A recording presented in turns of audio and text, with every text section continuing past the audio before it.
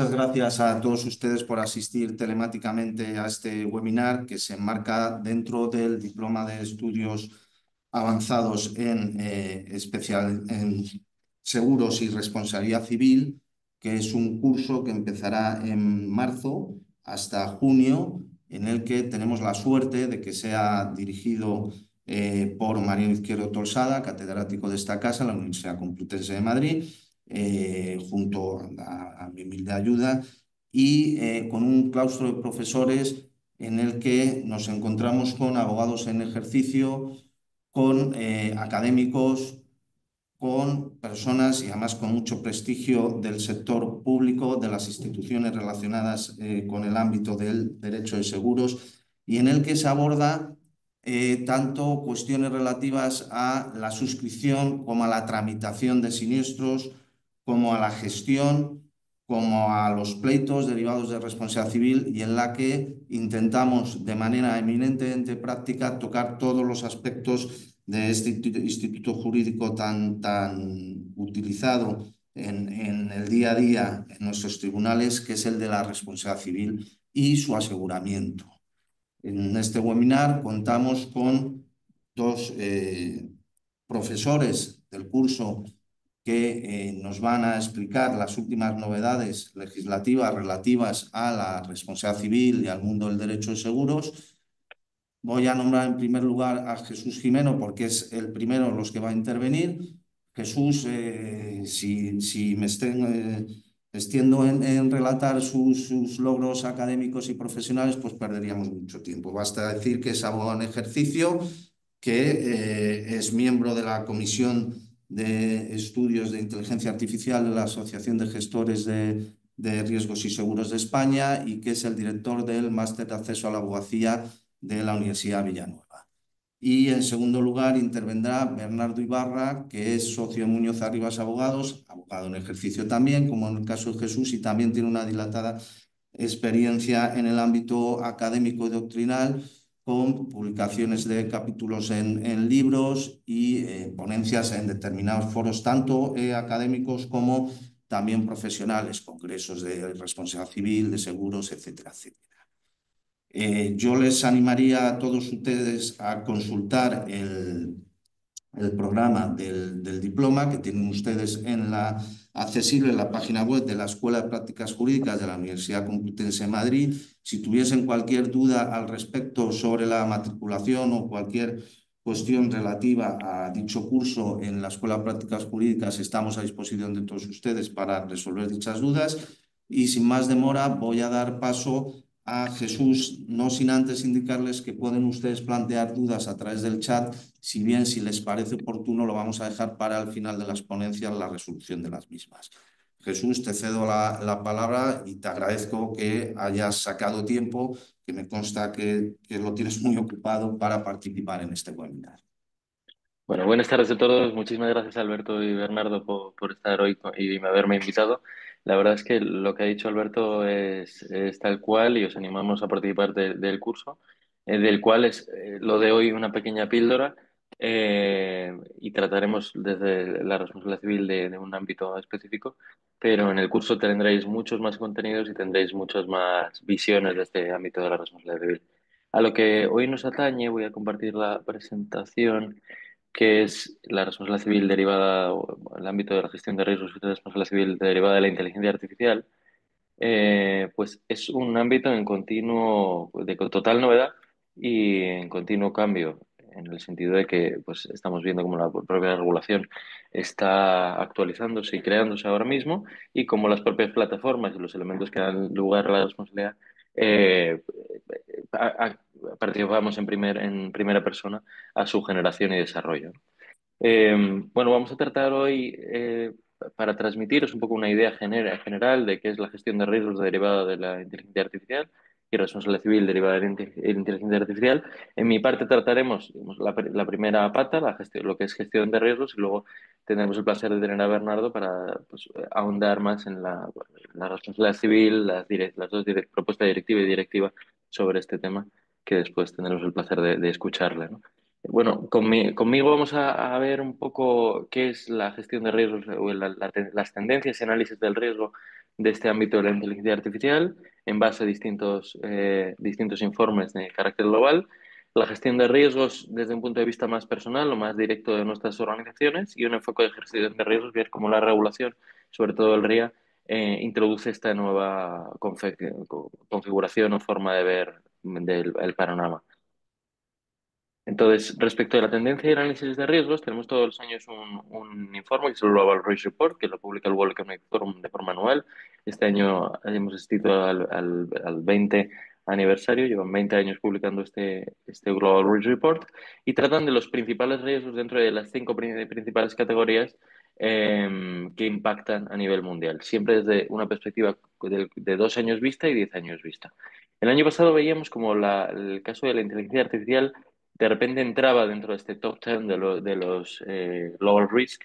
eh, de manera que la visión, lo que estamos viendo en pantalla ahora mismo, es el Global Risk Report 2024, publicado en enero del año pasado, donde pasábamos en el caso de las Adverse Outcomes de la IA, del puesto 29 al puesto número 6, que lo veis ahí a 10 años vista.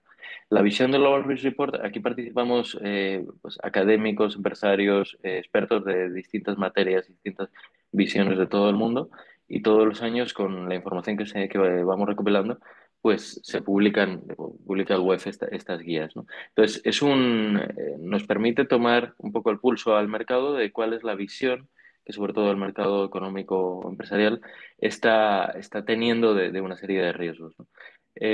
Y quiero que veamos hoy la diferencia que hay de un año 2023, 2024 y hoy de 2025. Esto se hace más o menos con 6, 7 meses de antelación, de manera que el 23 estamos viendo realmente el reflejo de lo que se ha trabajado previamente en esos meses previos del año 2022. Y vemos como ese 2024, hace exactamente un año, pues cambia un poco la tendencia, ¿no? Y pasamos de una tendencia donde generalmente se está hablando como principales riesgos a nivel global, los cyber risk, los cyber incidents, y empezamos a pasar a cobrar protagonismo todo lo que tiene que ver con las consecuencias negativas de la inteligencia artificial y sobre todo en el corto plazo la misinformation and disinformation, que luego veremos cómo se relaciona. ¿Qué ha pasado en este año 2025? Pues tenemos una imagen bastante parecida a la del anterior. Vemos como a 10 años vista, a largo plazo, los adverse outcomes de la inteligencia artificial vuelven a tener esa sexta categoría y pasa igual al corto plazo, la misinformation and disinformation es el elemento que más preocupa. Luego veremos lo que sí que ha cambiado es el análisis o el approach que se hace para llegar a esto. Aquí tenéis el análisis interno que se hace durante el Global Risk Report en el año 2024, donde había un capítulo entero dedicado a los efectos adversos de la inteligencia artificial. Se llegaba a ellas desde una perspectiva, lo veréis abajo en la gráfica, en la pequeña red neuronal de riesgos, abajo a la derecha, sobre qué links tienen o se relacionan con esta misinformation y disinformation, donde veremos como la inseguridad cibernética es uno de los principales puntos neurálgicos de toda esa red, ¿no? Entonces, desde un punto de vista global de ciberinseguridad, tenemos dentro de ese encaje de redes neuronales la misinformation y disinformation. Y ya se empezaba a asociar con esa polarización social. Pero todavía la tendencia o lo que se veía es que los adverse outcomes de la inteligencia artificial y la misinformation tenían que ver o siempre estaban relacionados con esta ciberinseguridad. Ahora veremos el cambio en este año. De manera que desde esa perspectiva ya teníamos como primer riesgo la misinformation, se planteaba y se analizaba la pérdida de trabajos como el desplazamiento de los trabajos como una de las principales preocupaciones de las personas, la criminalización de este tipo de herramientas, ya entraba dentro en una cuarta categoría la bias y discrimination, los prejuicios y discriminación, y el uso criminal o weaponization, o sea, que la capacidad de generar armas con este tipo de herramientas, ¿no? Entonces, me quedo de todo esto, porque ahora veremos cómo se aterriza este año con ese misinformation, que tiene mucho que ver con la polarización social y con los prejuicios y discriminación.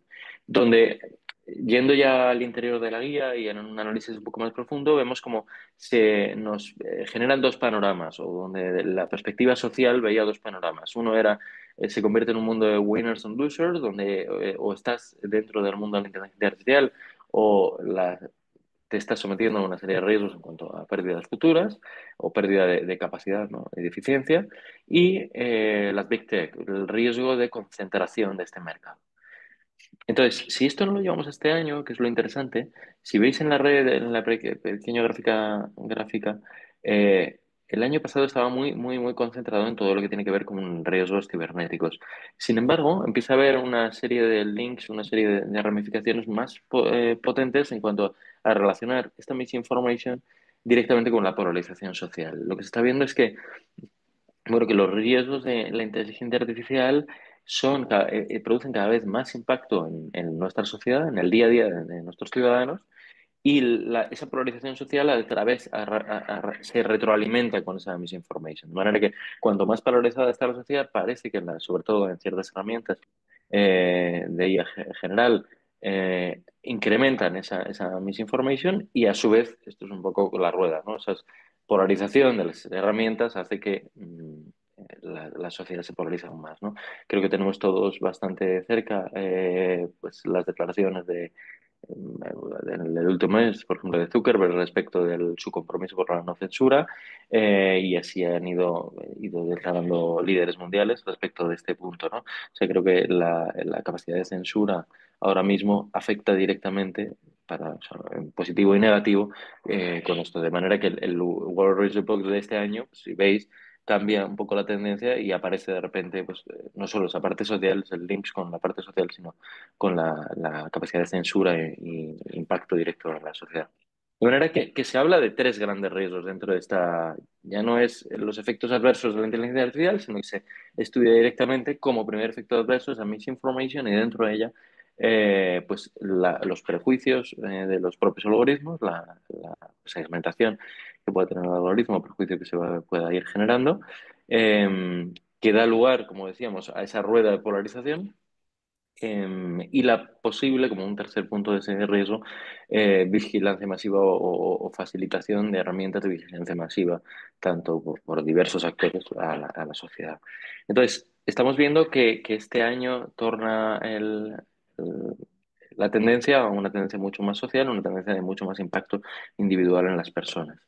Y esto, cuando vamos a un pensamiento más individual, pensamos desde nuestro propio punto de vista, vemos que lo que nos transmite la inteligencia artificial desde fuera son imágenes como esta, donde vemos una concentración tremenda, tanto en empresas como en países, porque la concentración en determinados países del desarrollo e inversión en inteligencia artificial y en determinadas empresas, las Big Tech, está siendo cada vez mayor. De manera que, volviendo un poco al Wall Street Report del año pasado, se está generando un panorama donde pues, hay países y hay empresas que están a la cabeza de este mundo, de manera que si existen riesgos de este bias, de perjuicios, pues en el fondo van a ser autogenerados por nosotros mismos, que somos los que alimentamos esta inteligencia artificial. Y en la medida en la que la inteligencia artificial está mucho más consolidada, mucho más utilizada en ciertos ámbitos, pues nosotros mismos vamos a generar esos propios riesgos o estos ámbitos los van a generar, ¿no? Esto es evidentemente con lo que tenemos que luchar y evidentemente todos los desarrolladores luchan contra ello. Y pasa un poco con la confrontación entre sector público y privado. Vemos como la inversión en el sector público dentro de determinados países, de determinadas Big Tech, es muchísimo mayor y ya no solo crece, sino ya se está estabilizando en el tiempo y las cantidades que se está invirtiendo son abismales. De manera que vamos a un mundo donde lo que veíamos antes como riesgo probablemente se vaya estancando y continuando, ¿no? Que es, hoy se van a generar distintos niveles, se van a generar distintos recorridos y distintas velocidades y muy claramente muy marcadas, ¿no? Y esto nos impactará en nuestro día a día, no solo con esa generación de posibles riesgos en cuanto a perjuicios o, o limitaciones personales, sino también en cuanto al sector empresarial. Desde este punto de vista empresarial, pues vamos a ir aterrizando esto en nuestro día a día empresarial y tenemos, por ejemplo, este informe de IBM de septiembre de 2024, donde igualmente colocaba el bias como los prejuicios como primer riesgo, las cyber risk threats, los data privacy issues. Quiero hacer un paro en esto y en propiedad intelectual, en tanto que pues se nos abre un nuevo panorama y un nuevo paradigma. Todos estamos acudiendo a la imagen donde pues la generación de desarrollos a través de este tipo de herramientas y la capacidad de copia que tienen este tipo de herramientas es ilimitada, ¿no? Parece. De manera que vamos a un paradigma en los próximos años donde la propiedad intelectual va a tener probablemente que defender más que nunca sus posiciones y va a tener probablemente que ser valorada de una forma diferente, protegida de una forma distinta pero a cambio, en una perspectiva positiva, pues la capacidad de generación que tienen ahora mismo los artistas y creadores pues va a ser increíble, ¿no? Y pasa un poco igual con el data privacy issues. En el sentido de, sobre todo, aquí uno de los principales riesgos que se ven dentro de ese es las dificultades respecto a la capacidad de solución en caso de que haya habido una brecha. Veremos como una brecha de seguridad actualmente, donde hay una divulgación, imaginaros en la Deep Web, pues tiene una solución determinada. Una brecha de seguridad a través de una divulgación en un medio de comunicación público, pues tiene una solución determinada. Una brecha de seguridad cuyos datos son volcados a una IA generativa, por ejemplo, pues las soluciones son más complejas. Entonces, eso es el día a día al que nos vamos a enfrentar, que es en las brechas de seguridad en cuanto a datos, en cuanto a propiedad intelectual, pues van a tener que asumir nuevos retos en este nuevo riesgo, que es que pues, esa información se vuelque o se utilice a través de estos elementos. Existential issues, pues lo podemos relacionar al quinto con todo lo que tiene que ver pues, con los job loss, el sentimiento de sentirse desplazado o a perder el trabajo. Vemos como en la sociedad de continuo cambio y continua velocidad que está tomando ahora nuestra sociedad, pues efectivamente tenemos herramientas que nos van a permitir acelerar en el nivel de eficiencia de una forma inimaginable, pero a la vez tendremos sectores enteros de la población que no se adapten a estas herramientas. Luego, tenemos una responsabilidad social, todas las empresas, de ir adaptando a nuestros empleados a este tipo de usos. Por otra parte, eh, no ha sido más fácil ahora o sea, nunca ha sido más fácil programar que ahora, en el sentido, o llegar a retos intelectuales y tecnológicos que ahora, en el sentido de que estas herramientas son cada día más sencillas de utilizar y, bueno, nuestros alumnos mismos probablemente programen mejor que nosotros en derecho que lo que podíamos llegar a imaginar hace 3, 4, 5 años. Bueno, avanzando. Pasa lo mismo, aquí tenemos otro informe, igual desde un foco puramente empresarial, de los top 5 que plantea Forbes el año pasado. Y bueno, ellos hacen otra visión un poco más empresarial o más de nicho, que es las dificultades en la accountability, en el cumplimiento. Justo antes hemos hablado precisamente de en qué puntos va a costar mucho más este cumplimiento. Ahora enseguida veremos algunas encuestas que hemos realizado y vemos como probablemente esta sea la principal preocupación de la alta dirección y los empresarios ahora mismo, que es, ok, todo el mundo estamos convencidos de que la implementación de estas herramientas es un must, que va a ser definitivo y esencial en nuestras empresas, pero al mismo tiempo la preocupación del día a día es en el cumplimiento de la normativa y en el cumplimiento de la normativa que ya está y que se está desarrollando al respecto, ¿no? Los skill gap, lo que acabamos de hablar, la capacidad de desplazar a ciertos sectores de la población, a ciertos trabajos y los problemas en cuanto a propiedad intelectual que hemos hablado. Un informe de Price en el mismo sentido. Aquí se reitera los problemas con los data race, el data breach, y sobre todo la dificultad en cuanto a solventar este tipo de errores, este tipo de propagaciones y la posible generación de perjuicios y de discriminaciones que puedan generar la implementación directa de estas herramientas sin medidas de prevención y sin una adecuada gestión del riesgo, ¿no? Y bueno, luego otros dos que tienen que ver más con la persona o con nosotros como trabajadores, que son pues, las dificultades o riesgos que generamos nosotros mismos.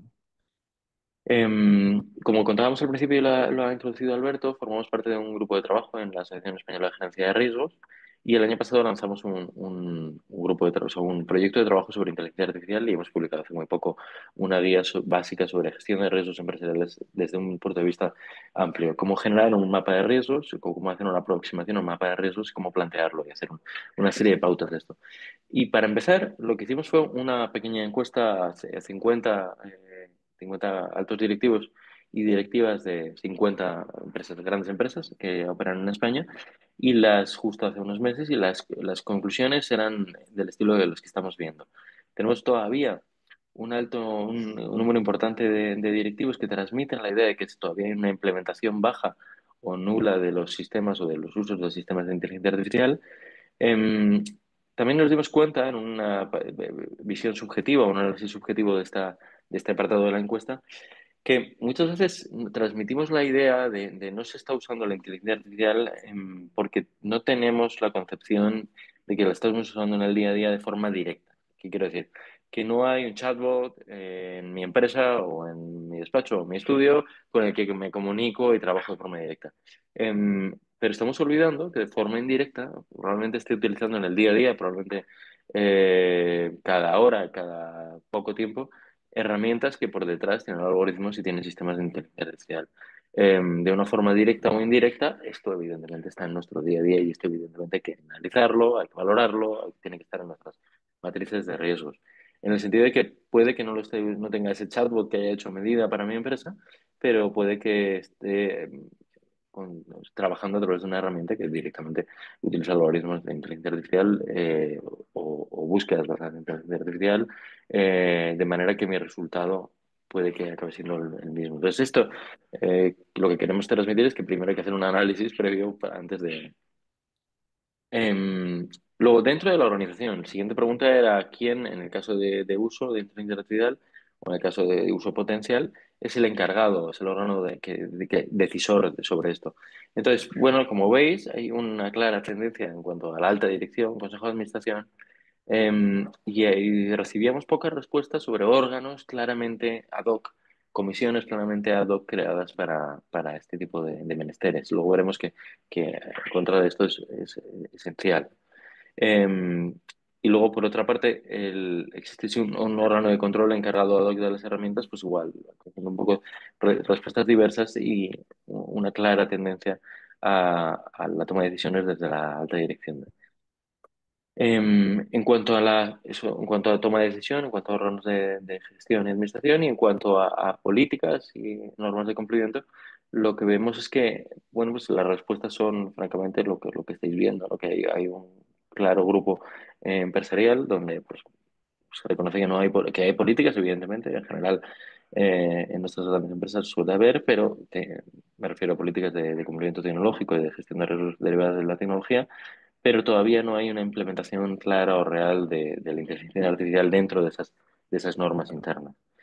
De manera que frente a una visión más o menos que así, lo que tendremos que tener es algo parecido a esto, ¿no? Esto viene de un informe de Price, al que antes hacíamos alusión, que marcaba un poco los riesgos de los próximos años de la inteligencia artificial. Entonces, nuestro análisis de riesgos, digamos, si lo queremos poner en un one page y algo básico, podría ser algo parecido a esto, ¿no? Para pensar primero en una estrategia, definir una serie de políticas de regulación donde yo voy a ir integrando esta inteligencia artificial, definir unas políticas, unas normas de ética de datos, de gestión del dato y de la inteligencia artificial, y sobre esas estrategias ir construyendo el siguiente fase, el siguiente fase. Sobre esa estrategia de políticas y normas éticas de inteligencia artificial, pues construiría unas medidas de control, donde tendrá que tener pues, o sea, implementado e involucrado al gobierno corporativo, como veíamos antes, que todo el mundo parece que tiene más o menos claro, al área de compliance y de regulación, y evidentemente a los risk managers de la empresa. Porque esto no trata de temas de gobierno solo, ni de temas de cumplimiento, ni de temas operacionales, sino trata de absolutamente cada uno de los apartados y rincones de nuestra organización, ¿no? Donde afectará evidentemente al gobierno, afectará a las normas de cumplimiento, hemos visto protección de datos, propiedad intelectual y muchas más, protección de riesgos laborales, cualquier cosa que podamos llegar a imaginar, y también va a afectar a la operativa de la empresa en la medida en la que vayamos implementando este tipo de herramientas o ya lo estén, ¿no? Definiendo unas claras responsabilidades en función de las prácticas. Entonces vamos a modelos mucho más descentralizados de la responsabilidad, donde no depende todo de una misma persona o de un mismo áreas, sino que se descentraliza mucho la responsabilidad, de manera que me enriquezco, mi política de gestión de riesgos se va a poder ver enriquecida de las distintas facetas y aportes que hacen cada miembro de la organización, ¿no? Y generar esos core practices, o sea, capacidad de evaluación, monitorización, resolución de problemas, estandarización de soluciones dentro de esta implementación. De manera que vayamos generando áreas de confort y áreas donde podamos ir trabajando con las normas internas. Bueno, en la medida en la que estamos ante riesgos probablemente insospechados, lo que vaya a pasar dentro de 2 años, que va a ir calando cada vez más en nuestras organizaciones y afectando cada vez más a más áreas. Desde un enfoque de la gestión, o sea, la propia regulación ya tiene este enfoque de la gestión de riesgos. La RIA es una regulación claramente, que trata claramente, tiene en su núcleo de la gestión de riesgos, planteando, pues, o la base de esto ya fue generada por este libro blanco de la inteligencia artificial de febrero del 2020, donde se hablaba ya hace 25 años de riesgos potenciales que ahora vemos, 25 años después, que efectivamente siguen siendo nuestros riesgos, que son los riesgos de discriminación, lo veíamos antes, el uso delictivo de la inteligencia artificial, la intromisión, efectos con el ser humano, y precisamente 25 años después vemos como la regulación efectivamente, o sea, esta visión parece que se va confirmando. Y aquí tenemos como grandes bloques. Tenemos el bloque que veremos ahora muy rápidamente, que es la RIA, el Reglamento Europeo de Inteligencia Artificial, y luego tenemos lo que vamos a ver con el compañero Bernardo, que son lo que está llegando, la recién aprobada Directiva de Responsabilidad Civil por Productos, y lo que llegará, que es la propuesta de la Directiva de Inteligencia Artificial. Luego otras muchas más. ¿Y qué me refiero con otras muchas más? Pues que acabamos de ver 2 diapositivas antes, que esto trata de todas las áreas de la compañía y todos los riesgos abarcables, porque el daño se puede producir allá donde la inteligencia artificial pueda llegar, ¿no? De manera que tendremos que ver, evidentemente, y estudiar en nuestro análisis de riesgos temas de cumplimiento normativo en relación con protección de datos, con propiedad intelectual, con prevención de riesgos laborales, etcétera, etcétera, dependiendo de nuestro sector, evidentemente. Em, Yendo a esta primera parte del RIA, que continuamos con esta aterrizaje de lo que es gestión de riesgos, aterrizaje en el ámbito normativo, pues la norma plantea, o el núcleo de la norma plantea una ecuación coste-beneficio muy interesante, que es lo que nos lleva a la gestión de riesgos. Lo plantea, eh, existe y define, que era un punto importante de la norma, que se considera en la norma como un sistema de inteligencia artificial, y hasta qué límites entrarían dentro de la norma, y define que es, o sea, como principales definiciones primordiales, que son los riesgos, ¿no? Y en base a a esta doble definición de riesgos y sistemas, se plantea pues esa cuestión riesgo-beneficio, donde oye, yo tengo unos riesgos, unos sistemas que me van a reportar una serie de beneficios, es evidente, y todo el sector socioeconómico lo aplaude su implementación, y a la par esa implementación va generando una serie de riesgos que hay que gestionar. Que son además riesgos que a día de hoy, como vemos, no son tasados, la riqueza de esto hace que se vayan a ir evolucionando y hace que tengamos que ir preveyendo ese desarrollo. Entonces, en esta ecuación coste-beneficio tenemos un paradigma y un panorama nuevo en cuanto a la gestión de riesgos que estamos estudiando. Y otro punto de definición son los intervinientes. ¿Qué quiero decir con intervinientes? La norma aporta mucha luz sobre la definición de los distintos intervinientes, que luego además veremos su aterrizaje con Bernardo en cuanto a las directivas de responsabilidad civil. Intervinientes en todos los sentidos, pues responsables del despliegue, distribuidores, proveedores, porque vemos como la inteligencia artificial no trata de un monocanal, ni oye, alguien lo genera y otro lo pone en el servicio, sino trata de una cantidad de intervinientes, una cantidad de agentes diferentes que participan dentro de ese desarrollo, de esa vida de la inteligencia artificial, que pueden, luego veremos, ser partícipes de ese riesgo y luego ser partícipes de ese daño. Em, y se define en base a esa paradigma de la gestión de riesgos en 4 grandes bloques. Inteligencia artificial de uso prohibido, de alto riesgo, riesgo limitado, riesgo nulo. Y en función de esos riesgos, o sea, en función de esos riesgos, califica la inteligencia artificial de una manera o de otra y regula la inteligencia artificial de una manera u otra. De manera que el trabajo se regula casi por casos de uso de un tipo, casos de uso de otro, casos de uso de otro y otro, y en función de eso ya va aterrizando una serie de obligaciones concretas, ¿no? Tendremos, y no nos extendemos, pero bueno, para que, pues casos de uso prohibido, por ejemplo, las técnicas subliminales, la puntuación social en base a criterios generalizados de alto riesgo, donde requiere una serie de evaluaciones previas, una serie de medidas de prevención, etcétera, en base a pues, el impacto que tienen los derechos fundamentales, el impacto que tiene en la salud, el impacto que tiene en la seguridad del ser humano, de riesgo limitado, donde vemos ciertos ciertas herramientas que por su idiosincrasia no producen siempre alto impacto, sino que están en este por su interactuación con las personas, y que aún así por su interactuación con las personas, su contenido sintético, depende de una serie de categorías que cumplan, tendrán además que tener una serie de requisitos adicionales de transparencia adicionales a ese riesgo limitado. Y luego tendremos los casos de riesgo nulo, riesgo casi inexistente. Eh, Hola. Sí, sí. Vale. Sí, me ha salido aquí una pantalla y perfecto. Donde la aplicación de estas normas de prevención será de carácter voluntario.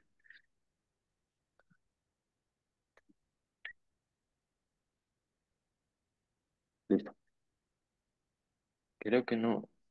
Pues, aunque está congelada la imagen, te oímos perfectamente. Vale, fantástico.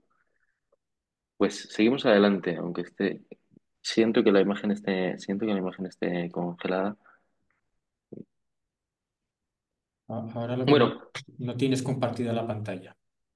vale, pues ya lo siento, la audiencia. Vamos a ver si No, consigo. no te preocupes. Ahora me veis, además Bueno, hemos perdido la pantalla, pero podemos seguir hablando y además ya estábamos terminando. Eh, y ya para el colofón final, pues ¿cómo aterrizamos esto en nuestras organizaciones y cómo podemos ir aterrizando esto en nuestro día a día, que ya veremos con más detalle en el curso de especialización? Pues aquí tenemos medidas y esas medidas en la guía de la que os hablábamos antes se categorizan y evidentemente tenemos que empezar por gobernanza de datos, transparencia de algoritmos, control humano y límites a la prevención y control de estas herramientas. Introducción de medidas de seguridad y formación interna, donde estamos viendo que gran parte de los riesgos relativos a inteligencia artificial se solucionan con formación a nuestros empleados, con la que conseguimos capacitarles, entonces evitamos los riesgos relativos a la pérdida de empleo o incapacitación. Y conseguiremos también securizar nuestro sistema. Un ejemplo lo tenemos en nuestro día a día. Un trabajador puede generarnos una brecha de seguridad utilizando su propio móvil con cualquier herramienta de uso generativo que sin permiso utilice, con la que utilice datos confidenciales de la empresa. De manera que esos riesgos, además de la seguridad del sistema, son riesgos de carácter humano que podremos potenciar y podemos cuidar. La generación de evaluaciones de riesgo previa y la definición de claros límites de garantías de cumplimiento, la autodeclaración y definición de registros que permitan establecer red flags y limitaciones al uso de estos elementos en función de la formación, las categorías, los usos y demás, y la generación de códigos de buenas prácticas. De manera que, como estamos viendo, pues primero tenemos que pensar en el gobierno corporativo, generar códigos de cumplimiento de buenas prácticas, generar metodologías, generar red flags y generar medidas que nos permitan auditar el sistema. Y bueno, ya terminando ya en nuestra conclusión, que ya digo que será ampliada desde luego en el curso de especialización, con ese enfoque que ahora veremos de responsabilidad civil, pues recomendaciones muy básicas. Hay que empezar creando un grupo de trabajo o una comisión. Desde esa comisión que sea evidentemente que participen en distintas categorías y distintos profesionales, que den una pluralidad lo mayor posible a nuestro grupo de trabajo y el mayor enfoque amplitud posible. Diseñar una serie de sistemas, un sistema y adaptar nuestro sistema de gobierno a este tipo de herramientas que permita esta nueva confección, este tipo de generación de riesgos mucho más desconocidos y mucho más amplios que otros que podemos tener a día de hoy. Estudiar el marco de aplicación concreto que tengamos para nuestro caso de uso y para nuestro sector concreto y nuestros futuros casos de uso, definir riesgos actuales y riesgos potenciales, definir medidas de control y medidas de prevención que vamos a tener para esos riesgos. Mejor que nosotros no conoce nadie cuáles pueden ser nuestros casos de uso futuros, cuáles son nuestros casos de uso actuales y más que nosotros, mejor que todo nuestro órgano de administración y todo nuestro órgano de dirección y con los distintos directivos de área. para tener esa primera visión, ese primer feeling sobre dónde puede impactar esto. Y a partir de ahí, pues establecer medidas de monitorización que permitan este seguimiento, siendo conocedores que ahora estamos en el comienzo y que esto pues, va evidentemente a ir desarrollándose en los próximos años. Detectar esos proveedores adecuados, esos partners adecuados y la forma de implementarlo y realizar testing a lo largo del tiempo. Y con esto ya hemos terminado este primer bloque o primera tentativa de gestión de riesgos y os dejo con Bernardo que nos va a tratar aterrizar esto en la responsabilidad civil, que es, como ha dicho antes Alberto, un elemento esencial dentro de este desarrollo. Bueno, muchísimas gracias a todos por asistir. Gracias Alberto y Bernardo por compartir esta tarde. Gracias a ti, Jesús, por una exposición que ha sido muy acertada e ilustrativa en cuanto a la gestión de los riesgos. Hacías alusión a la normativa y a los proyectos europeos, que ya tienen una cierta antigüedad, algunos de ellos, y aunque se está criticando por parte de determinados ámbitos o personas el desarrollo normativo europeo que intenta restringir o limitar el uso de la inteligencia artificial, lo cierto y verdadero es que en Europa contamos con un desarrollo de unas normas que en origen pensaban y hablaban de robótica más que de inteligencia artificial. Estoy acordando, ¿no? de esas propuestas relativas al derecho civil y robótica, que incluso hablaban de la creación de una posible persona jurídica, ¿no? A raíz de persona física jurídica y de una persona intermedia, ¿no? Para encajar esta inteligencia artificial que ya empezaba a vislumbrarse, ¿no? El posible encaje y las dificultades en virtud de la normativa vigente que ha tenido que ser modificada y que se está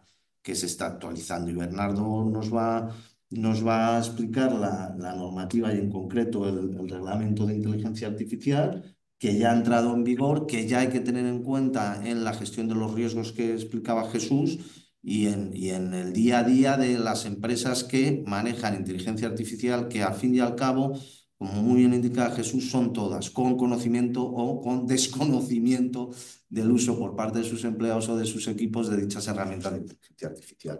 Bernardo, cuando quieras, te cedo la palabra.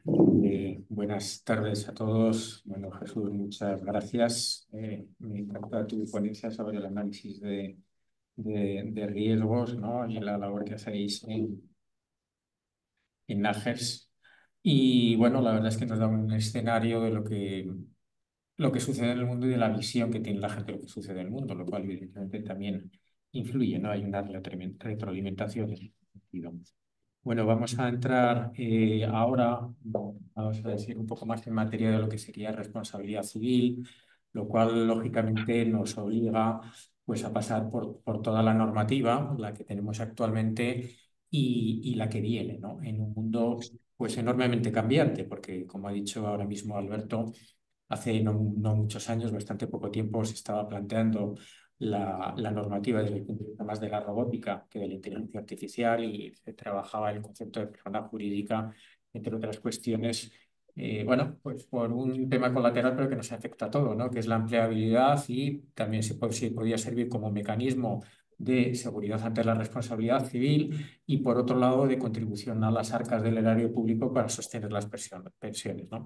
Entonces, todo esto afecta a muchísimos niveles y va a afectar muchísimo más de manera que no sabemos cómo y de manera muy rápida, ¿no?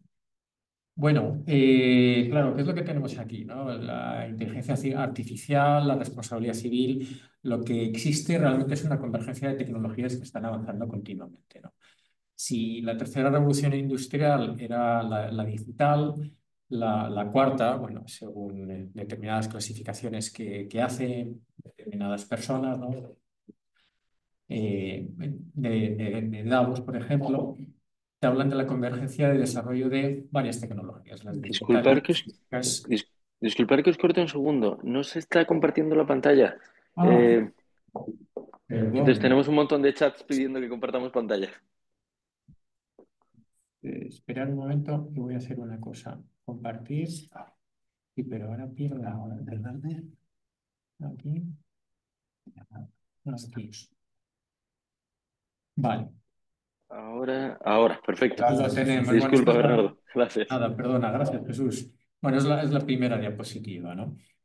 Bueno, ¿qué tecnologías tenemos ahora? Pues evidentemente está la robótica, está el Internet de las cosas, que bueno, lo tenemos en el día a día, ¿eh? Desde la aspiradora, desde la nevera a otras máquinas que, bueno, como todos sabéis, lo que hacen en última instancia son conexiones de máquina a máquina y hacen un tratamiento de datos de todo tipo, ya sea de búsqueda, de transmisión o procesamiento, pues entre diferentes máquinas. Tienen, por cierto, hoy en día es una fuente importante de riesgos, ¿no? Porque desde el punto de vista de la ciberseguridad son, en términos generales, altamente vulnerables y no somos conscientes de ello, ¿no? Son un vector de entrada bastante peligroso. El Big Data lleva funcionando durante bastante tiempo. Son, al final, pues como su nombre indica, un volumen inmenso de datos, ¿no? Que antes era imposible tenerlos, imposible disponer de ellos porque no existían y tampoco existía la capacidad, no ya de los datos, sino de la capacidad de almacenarlos y de procesarlos a una velocidad absolutamente razonable e increíble, ¿no? Todo lo que es no ya el software, sino el hardware que permita la capacidad y altísima velocidad de procesamiento es lo que nos permite manejar el Big Data, que es uno de los elementos esenciales de la inteligencia artificial. Y bueno, en paralelo a todo esto tenemos la biotecnología y otras tecnologías emergentes. Realmente el concepto de hombre biónico que es muy futurista, pero cada vez se implanta más día a día, ¿no? O sea, ya estamos hablando de gente que lamentablemente tiene pues algún tipo de amputación y esto se está transformando cada vez más. Existen lentes que tú puedes ver artificiales, existen tratamientos a nivel de cerebro para gente que tiene enfermedades, lo cual directamente te permite tratar el pensamiento de las personas. Es un peligro importante y eso está ahí. O sea, es un efecto no deseado inicialmente, pero algo que se busca, pues por ejemplo, para el tratamiento de enfermedades de tipo Parkinson o otras parecidas, tiene otros usos no deseables, pero que los tenemos ahí. La inteligencia artificial, bueno, se viene a definir como la habilidad de una máquina, de un sistema de computadoras, en cierta manera de presentar el mismo tipo de capacidad que los seres humanos, ¿no? Se habla de razonamiento, aprendizaje, creatividad y capacidad de planear. En rigor, la inteligencia artificial, cuando menos en mi consideración, inteligente no es. Lo que tiene es una gran capacidad de tratar datos que nos da un resultado que no lo entiende la máquina, no tiene la capacidad de pensamiento y de inteligencia de un ser humano, pero que nos da unos resultados absolutamente extraordinarios. En ocasiones, porque claro, todo depende de la calidad del dato. El famoso chat GPT en muchísimos ámbitos lo que te encuentras es que te da unos resultados desastrosos. ¿Por qué? Porque te he cogido unos datos sin capacidad crítica para saber si es un dato bueno, mejor, es una autoridad muy reputada o es una persona que no tiene ningún tipo de criterio, ¿no? Hay una cuestión que ya se lleva utilizando desde hace bastante tiempo en la inteligencia artificial, que es la adopción de decisiones que puedan tener ya sea consecuencias jurídicas o consecuencias económicas para las personas. Estados Unidos es un país en el que la regulación es muchísimo más laxa de lo que es en Europa, o incluso pues a veces no existe. Hay una priorización de lo que es el negocio y en cierto sentido a Europa nos sirve un poco como laboratorio para saber cuáles son los efectos indeseables de determinadas cuestiones, ¿no? Entonces, en Estados Unidos se lleva utilizando ya desde hace bastantes años este tipo de tecnología en inteligencia artificial pues para tomar decisiones relativas pues, a la educación, empleo, mucho en relación con el sistema crediticio, si se da o no un préstamo para la adquisición de cualquier bien o una vivienda, el acceso a servicios esenciales como la salud, seguros y bueno, otros como el control de fronteras, migración e incluso el asesoramiento en la administración de justicia, ¿no? ¿Y qué se ha visto? Pues que se producen muchas veces unos sesgos muy indeseables. Por ejemplo, en la Administración de Justicia hay asistentes de inteligencia artificial que valoran si es procedente o no la concesión de libertad profesional a determinados presos. ¿Qué sucede? Pues que de manera no querida, pero tienen un sesgo que hace que las personas de color tengan una puntuación mucho más negativa en este proceso y, por tanto, entran en un ciclo de estar perpetuamente en el sistema penitenciario, por ejemplo. Bueno, seguimos adelante. Claro, luego tenemos los robots, que esto lo tenemos un día a día. Claro, evidentemente el robot, vamos a decir que es una máquina, pero es una máquina a la que se le ha añadido determinada capacidad de procesamiento, de inteligencia artificial, que puede tener un carácter autónomo, semiautónomo o incluso semi-independiente. O sea, puede tener un control humano directo, que no tenga ninguna capacidad de actuar, puede haber un control parcial con supervisión o puede actuar en determinados momentos y en determinado grado de manera pues, completamente autónoma, ¿no? Eh, en materia de los drones de guerra, llevan funcionando bastante tiempo. Bueno, pues no voy a entrar ahora en el debate de su utilización ética o no, que es lo que supone, pero el hecho es que tiene una capacidad destructiva enorme y muchas veces actúan con un grado de autonomía pues no deseable, ¿no? Aparte de que luego está el elemento psicológico de distanciamiento de lo que está ocurriendo ahí, ¿no? No es la persona que eventualmente tiene un control sobre esa máquina, no tiene la sensación de estar matando a alguien, es un poco sensación de videojuego, ¿no? Porque se hace a miles de kilómetros de distancia y lo hace una máquina. Bueno, pues esto evidentemente tiene unas implicaciones éticas y legales muy importantes, ¿no? Riesgos de la inteligencia artificial y de las otras tecnologías. Claro, esto obviamente es lo que nos lleva el riesgo a la eventual ocurrencia de daños y, por tanto, a una correlativa responsabilidad. ¿Dónde se pueden producir riesgos? Pues como consecuencia de ciberataques, como consecuencia de un mal funcionamiento y, evidentemente, supuestos intencionados, pero bueno, en términos generales vamos a pensar que en el día a día esto va a ser menor. Se podrán producir daños propios, se podrán sufrir daños a uno mismo o daños a terceros, y puede ser en cualquier ámbito, lógicamente. El patrimonial, materiales, pérdida de beneficios por paralización de actividad, cualquier otro, daños personales, a la salud de una persona, la muerte, el fallecimiento, lesiones graves, daños morales o reputacionales, por ejemplo, pensemos la filtración de datos, que aparte de una eventual reclamación de terceros o paralización de actividad o lo que sea, pues puede tener, lógicamente, daños reputacionales sobre la empresa que lo ha sufrido.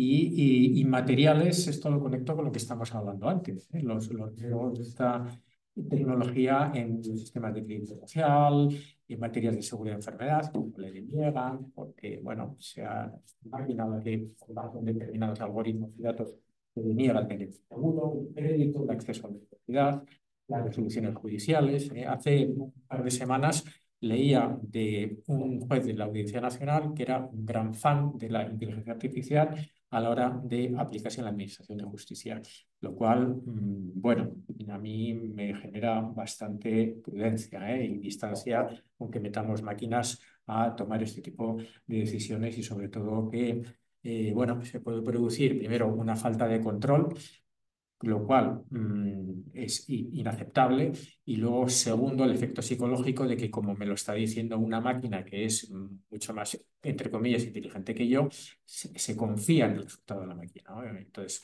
tenemos un problema de caja negra, porque no sabemos cómo la máquina ha tomado esa decisión. O sea, no sabemos ni qué datos ha tomado para llegar a esa decisión, y no sabemos qué lógica de procesamiento ha seguido para tomar esa decisión, que precisamente un procedimiento judicial consiste en eso, ¿no? O sea, yo tengo unos hechos que son los datos que tengo que verificar si son ciertos o no son ciertos, los hechos probados, y, por otro lado, luego tengo un mecanismo lógico deductivo que es la aplicación de determinadas normas jurídicas a esos hechos.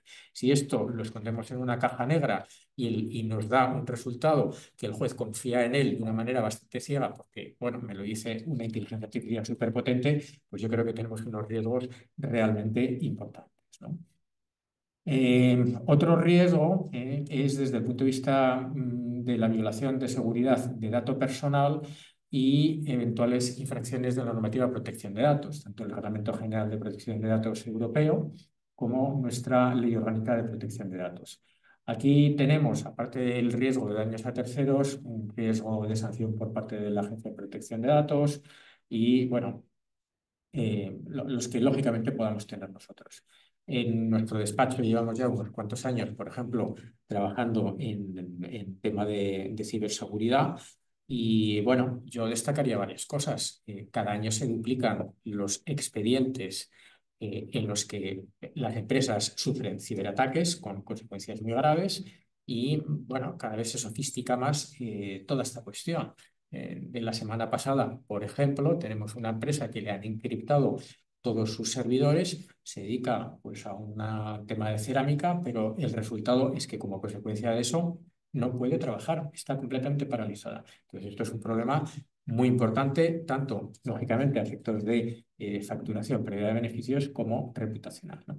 Entonces, de todos estos riesgos, lógicamente, nos puede surgir una correlativa responsabilidad, ¿no? Ya sea en un ámbito civil, social, penal o regulatorio. ¿Cómo se encaja esto en la normativa? Bueno, pues en España, en lo que es en referencia a la inteligencia artificial, tenemos varias normas, sin ánimo exhaustivo, que nos puede servir como un marco legal básico. Bueno, en la normativa de protección de datos que acababa de citar antes, tenemos la normativa de la responsabilidad civil, contractual y extracontractual, que en términos generales tiene un desarrollo muy amplio, pero luego habrá que ir aplicándolo a este tema de las nuevas tecnologías, lo cual será, por una parte, complejo. Va a haber, desde mi punto de vista, una primera fase jurisprudencial que se empezarán a establecer cuáles son las doctrinas o criterios en determinados supuestos, ¿vale?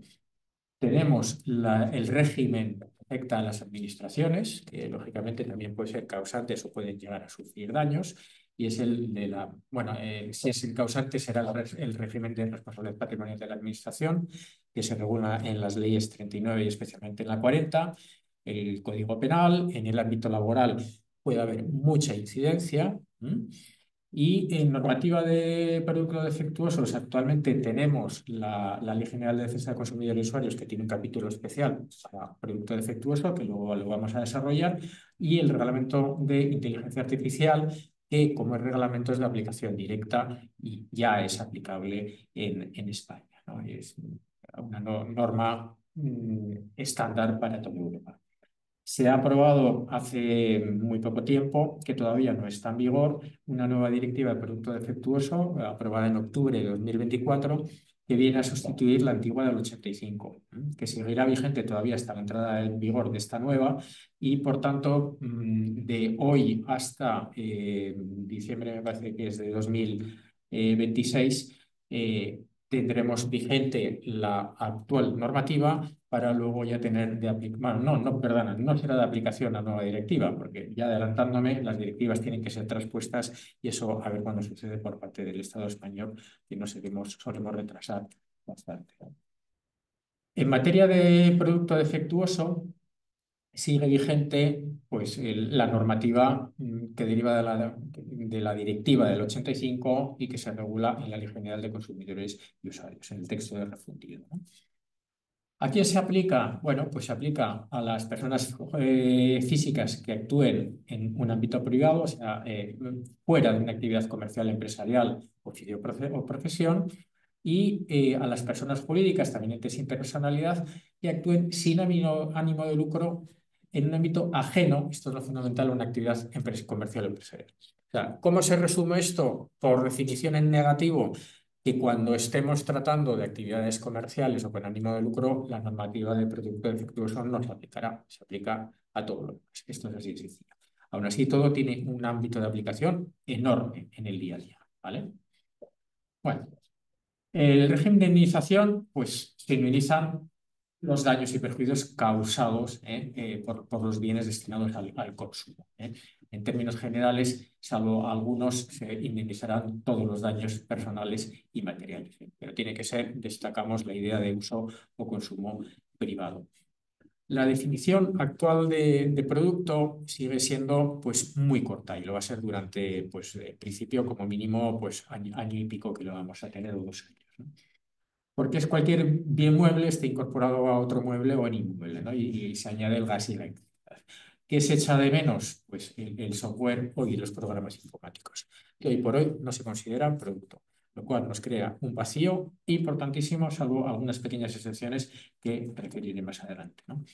¿Esto se salva de alguna manera? Bueno, pues cito aquí una sentencia que es muy interesante, un caso muy conocido, es una sentencia del Supremo de marzo de 2020, en el famoso caso de Volkswagen, no sé si lo recuerdan ustedes, que alteró los programas de las emisiones de óxido nítrico y dióxido de nitrógeno por el tema de la contaminación, de tal manera que, bueno, cuando él estaba sometiendo a control, pues daba unas emisiones muy bajas, pero luego la realidad es que emitía mucho más, ¿no? Y esto, pues, bueno, pues tuvo muchísima repercusión y a pesar de que el producto defectuoso era un software, en el procedimiento que se siguió en España contra SEAT, el grupo Volkswagen, dijeron que esto pues, no era aplicable por estos motivos, pero el Tribunal Supremo sí que consideró que SEAT sí tenía legitimación positiva y, por tanto, era susceptible de condena por esta cuestión, ¿no? Es interesante porque aquí el Supremo, vamos a decir que estuvo razonablemente imaginativo para, de acuerdo con los tiempos actuales, incorporar esta actuación en la protección de los consumidores y usuarios que si se hubiese ceñido estrictamente al concepto de software, pues podría haber quedado fuera. Con la nueva normativa, me refiero en este caso al Reglamento de Inteligencia Artificial, obviamente se está hablando de programas informáticos, esto no tiene ninguna duda. Y la nueva directiva sobre producto defectuoso, la que está ya aprobada, pero se tendrá que transponer, incluye el software, archivos digitales de fabricación, servicios digitales relacionados, etcétera, ¿no? Entonces, esto es una actualización importante que luego hablaré de ella. ¿Qué es un producto defectuoso? Bueno, el concepto es sencillo y es muy suficientemente amplio pues, para que nos encaje en una gran variedad de supuestos. Y es el que no ofrezca la seguridad que cabría legítimamente ser, ¿no? Los supuestos que se dice es que si no ofrece la misma seguridad que otros de la misma serie.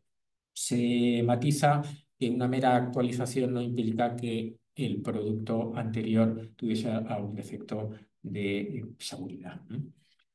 ¿Quiénes son los responsables? Es decir, ¿a quién podríamos llegar a culpar? Pues en lo que se llama o denomina por parte de esta normativa el productor, que es bueno, el fabricante, y luego el importador en la Unión Europea. Este matiz es muy importante. ¿Por qué? Porque si nosotros estamos en España y nos han importado un producto desde Alemania, ¿m? La empresa española que importa desde Alemania no es un importador, porque importa desde dentro de la Unión Europea. Tiene que ser un importador que traiga desde China, ¿eh? Porque se supone que como estamos en un mercado común, tenemos y hay una libre circulación de bienes y servicios, tenemos la capacidad de mover estos servicios y a su vez de reclamar pues, al país de donde haya traído, Alemania o de donde sea. En la práctica, esto es un problema importante para una reclamación desde el punto de vista del consumidor, porque no se va a ir a Alemania a reclamar, ¿no? Entonces, aquí tenemos desde mi punto de vista, un pequeño vacío legal práctico. Si hay un proveedor que no identifica quién es el importador o quién es el fabricante, en ese caso sí tendría la consideración también de responsable.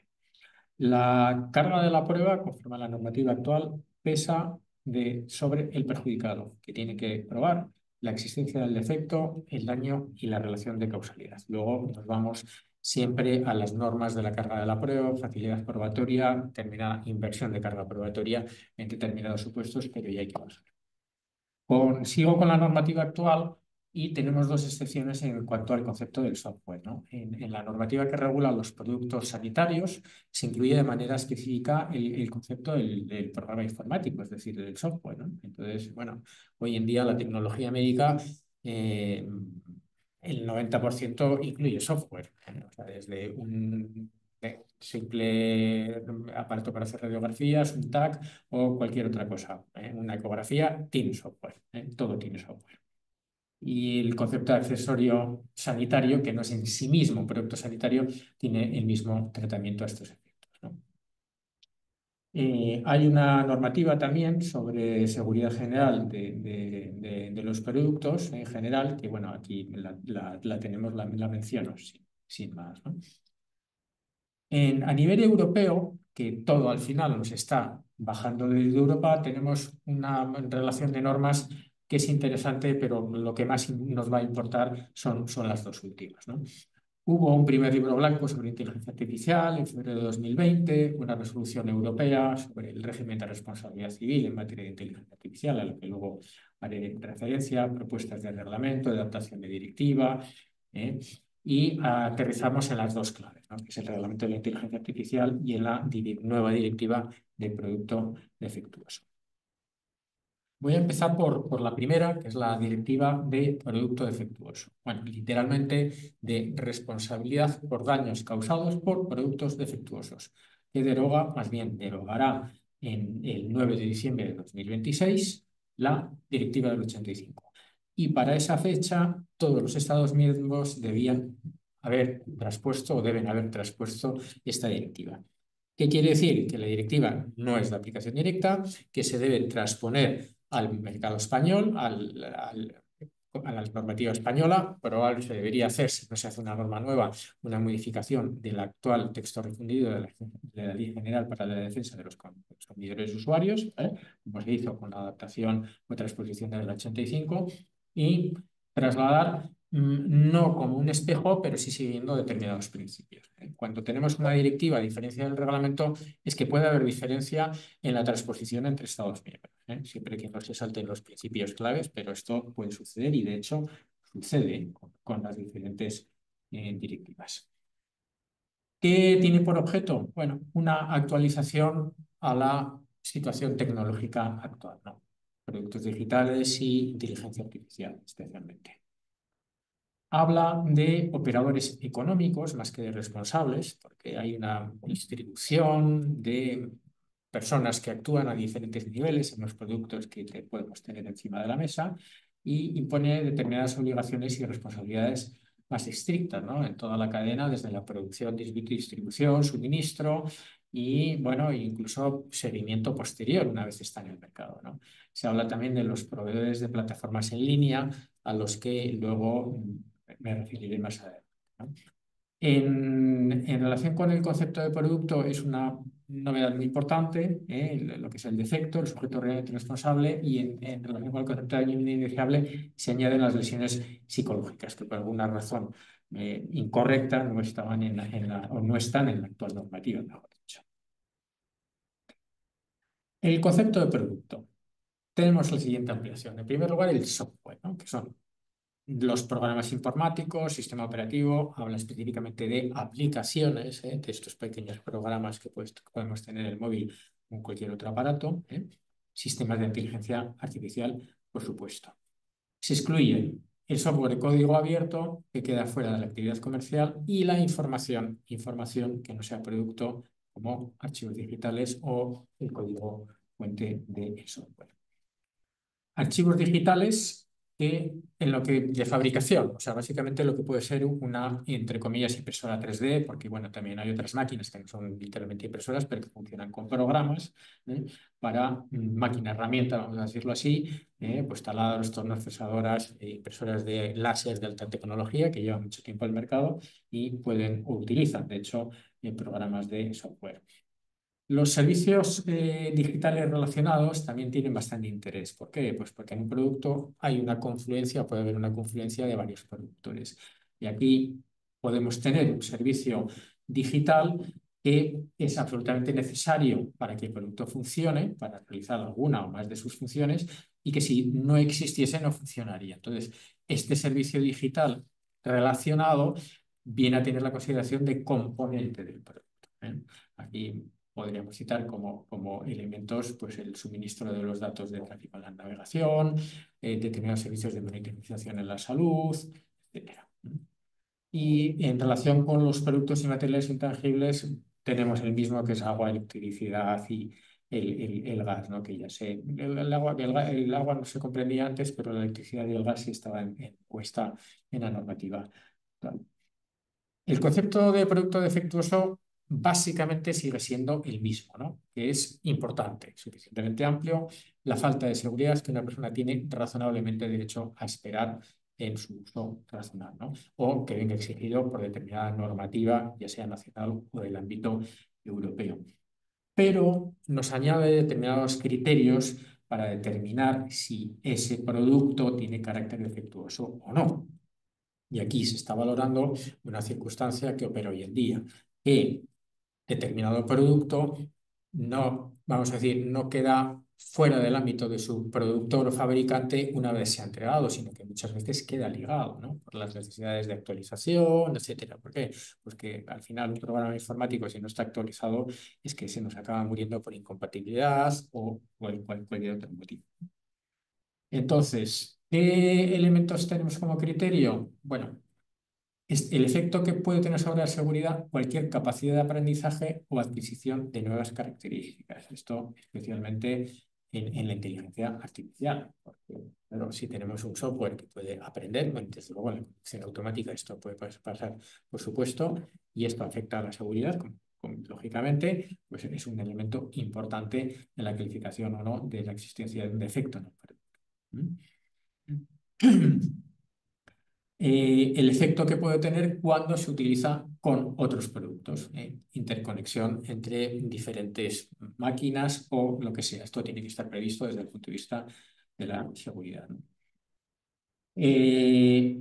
La actualización o mejoras del software o servicios relacionados, esto también es un elemento importante, como comentábamos antes, porque el fabricante lo pone en el mercado, pero luego sigue teniendo determinado control en relación no con, vamos a decir, la máquina o el producto en sí, sino con el software. La vulnerabilidad de la seguridad del producto, esto es importantísimo. ¿Por qué? Pues porque el efecto de los ciberataques está siendo cada día mayor, son vectores de entrada y por tanto se les exige a todos estos elementos que puedan tener una conectividad con Internet, que son la gran mayoría, los coches, yo creo que ya todos los que salen, IoTs, bueno, muchísimas cosas, pueden ser vectores de entrada de ciberseguridad y causarte unos serios problemas sobre, bueno, tu negocio. Si eres una empresa y como si estamos en el ámbito personal, pues de otro tipo de, de daños, ¿no? Es un criterio para ver si el producto es defectuoso o no el siguiente. Si hay una intervención relevante por parte de una autoridad competente o por parte del propio operador, es decir, por ejemplo, el fabricante, que decide retirar el producto. ¿Por qué? Pues se decide retirar porque ya te está diciendo que hay determinado riesgo de seguridad. O sea, entonces aquí vamos a decir que tenemos una autorreconocimiento de falta de seguridad por parte del propio fabricante o porque la autoridad competente ha considerado que no tenía la seguridad adecuada y entonces decide retirar el propio componente, ¿no? A ver, esto desde el punto de vista probatorio es de sentido común. O sea, yo creo que no tendría ningún problema, pero está específicamente reseñado en la normativa. Este último a mí me parece especialmente interesante, que es la falta de medios o el hecho de no haberse registrado información sobre el funcionamiento del producto cuando así se exija. ¿Por qué? Porque si desaparece la posibilidad de hacer una trazabilidad de qué es lo que ha ocurrido en ese software, en esa caja negra, es que es como si nos estuviesen eliminando la prueba. Ah, no, yo no sé qué ha pasado, se ha borrado todo. Yo no registro nada. ¿Y por qué se ha producido? Yo no sé por qué se ha producido este accidente. Bueno, es que el elemento de software en todas las máquinas es importantísimo y puede ser un problema inicial y principal y único el causante de los daños. Pensemos en el famoso, el Void Max fue un problema de software, ni más ni menos, ¿no? Si eliminamos la posibilidad de trazar, estamos eliminando la prueba de determinar cuál es la causa de los daños. Aquí en esta normativa se nos amplía el elenco de sujetos responsables, ¿no? El fabricante, bueno, es el clásico, ¿no? Es quien ha fabricado el producto final, el que te entregan a ti, pero luego tenemos más, ¿no? Que es el que hablábamos antes del servicio relacionado, el servicio digital que se integra y sin el cual, sin la existencia de ese programa, el producto no puede funcionar. Pues bueno, el proveedor también es un eventual responsable. El proveedor de plataforma en línea, y ahí nos estamos refiriendo, por la normativa se refiere específicamente a aquellos intermediarios entre el consumidor y el fabricante o vendedor de plataformas de comercio electrónico. Otro que se amplía es el operador que de alguna manera modifica sustancialmente un producto. Y esto se refiere al ámbito de la seguridad.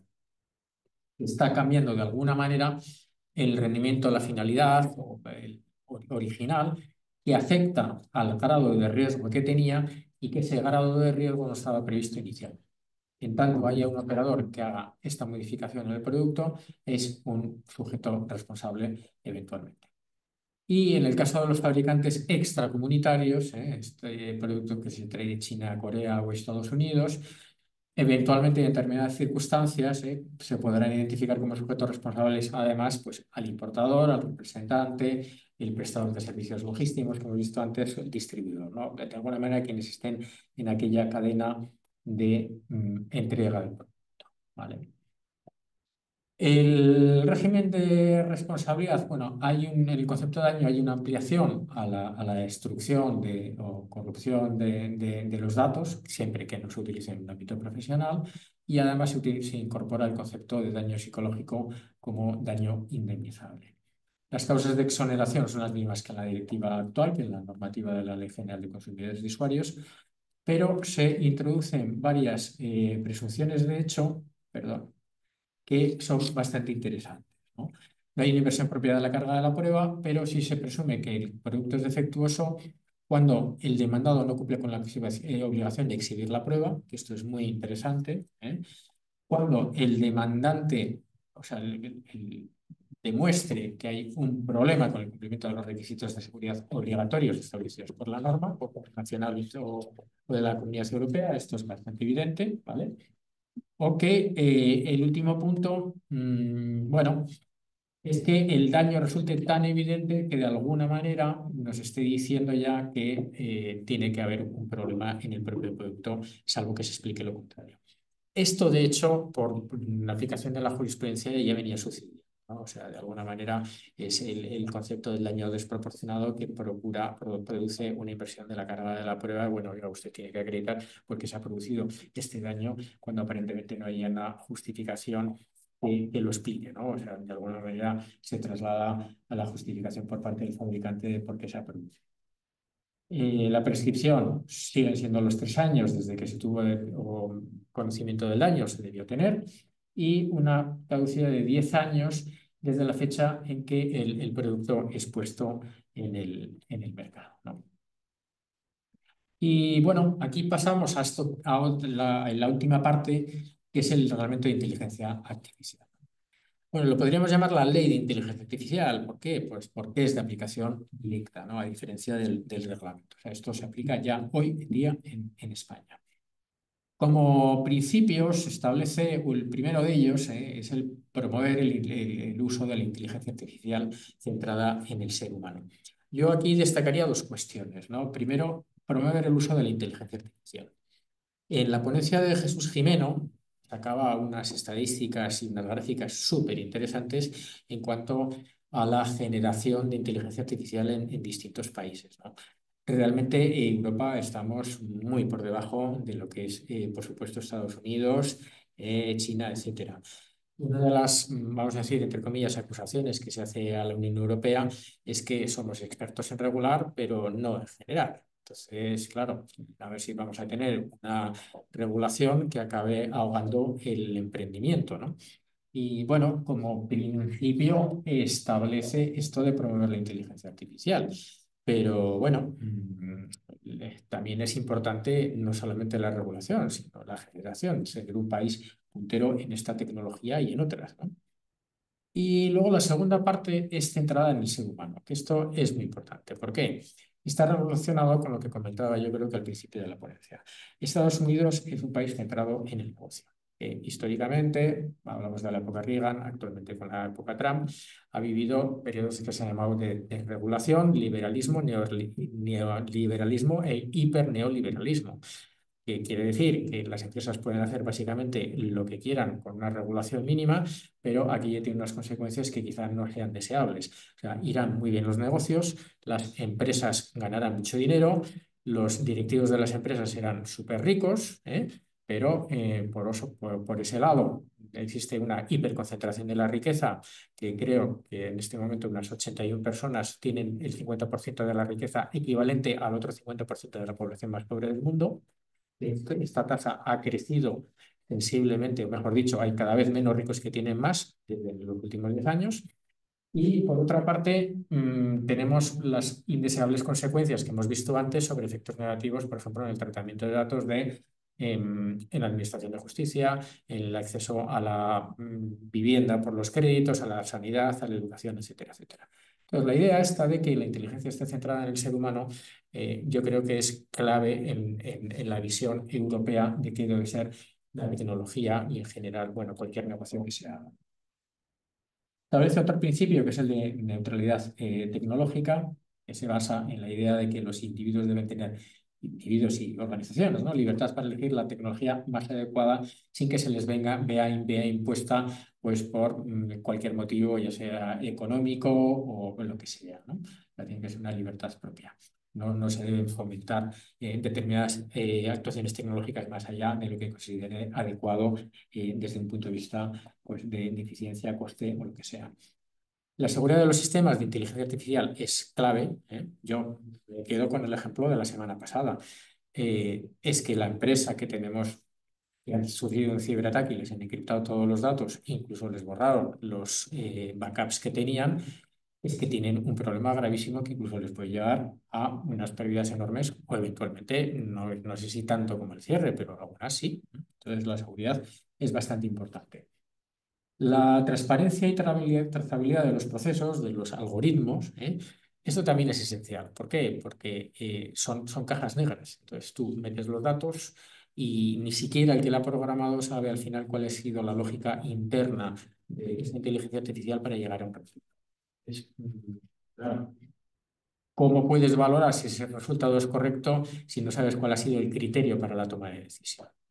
Yo me vuelvo a la perspectiva puramente de jurista, que para analizar una decisión tenemos que tener la capacidad para valorar si esos hechos son correctos a la hora de considerar los hechos probados, si son buenos datos, y tenemos que poder aplicar el silogismo lógico de aplicar la ley correspondiente a esos hechos y que ese proceso de aplicación lógica sea adecuada. Entonces, esto las máquinas lo tienen hecho en la caja negra. Bueno, si no sabemos cómo es el proceso ni qué datos han utilizado ustedes, es bastante más que cuestionable que yo le pueda dar el visto bueno a este resultado, ¿no? El elemento de no discriminación es muy importante, ¿no? Esto ya venía reflejado o viene reflejado en el Reglamento General de Protección de Datos, que establece un principio básico en la parte en varios considerándose en el artículo 21, ¿no? Que todas las personas, todos los interesados tienen derecho a que una decisión basada únicamente en un tratamiento automatizado, es decir, en un software, en una inteligencia artificial, que produzca ya sea efectos jurídicos o equivalentes, es decir, económicos, nos valen todos los ejemplos que hemos oído antes, desde concesión de créditos, acceso a la vivienda, valoración en el empleo, etcétera, etcétera, no sea tomada única y exclusivamente por una máquina. Destaco única y exclusivamente porque se puede hacer, pero tiene que haber supervisión humana. Y el último principio es el respeto al medio ambiente, ¿no? Bueno, ¿cuál es el enfoque del reglamento de inteligencia artificial? Es un enfoque basado en el riesgo, ¿no? Y, por tanto, de evaluar cuáles son los sistemas de inteligencia artificial. Tiene que haber una evaluación previa, tiene que haber una posibilidad de evaluarlos durante y tiene que haber una posibilidad de corrección y de responsabilidad en pruebas. Se ha seguido, después de las diferentes propuestas de reglamentos, libros blancos, etcétera, etcétera, se han establecido 4 niveles de riesgo que vienen definidos y se establecen unas normas y determinado grado de regulación o de no regulación. Tenemos el mínimo, que bueno, es cuando en principio no hay ningún problema de riesgo, ¿no? Se ha considerado, por ejemplo, bueno, que no hace falta ninguna necesidad de regulación en este aspecto, ¿no? Hay un segundo grupo, que es el riesgo limitado, que se pone como ejemplo 2 cuestiones que tenemos hoy en día de manera constante, ¿no? Que son los chatbots o determinados sistemas de artificial que generan contenido. Aquí, como no hay un riesgo importante, lo que hay es una obligación de transparencia. Es decir, de informar a los usuarios que, oiga, está usted hablando con una máquina o este contenido no lo ha generado una persona, sino que lo ha generado una inteligencia artificial, ¿no? Pues para una adecuada toma de decisiones para que luego decidas tú qué hacer en este aspecto, ¿no? El grupo, yo creo que más importante es el tercero, ¿no? Es el riesgo alto. ¿Por qué? Pues porque puede afectar negativamente, pues, a la seguridad de las personas o a sus derechos, ¿no? Derechos fundamentales. Esta categoría de riesgo alto, que voy a pasar un poco por encima, ¿no? Comentaré un poco alguna de ellas, están establecidas en el anexo 3 del reglamento. Y esto está sujeto a revisión por la comisión. ¿Qué quiere decir? Que no es algo estático. Dado que las tecnologías están en continuo cambio y lo que hoy nos parecía que es un riesgo limitado puede llegar a tener mucho más riesgo del que inicialmente esperábamos, estas clasificaciones pueden variar, ¿vale? Y pueden variar, añadirse nuevas clases o pasar a ser incluso riesgos prohibidos, ¿no? O sea, que esto lo veremos en el siguiente apartado, ¿no?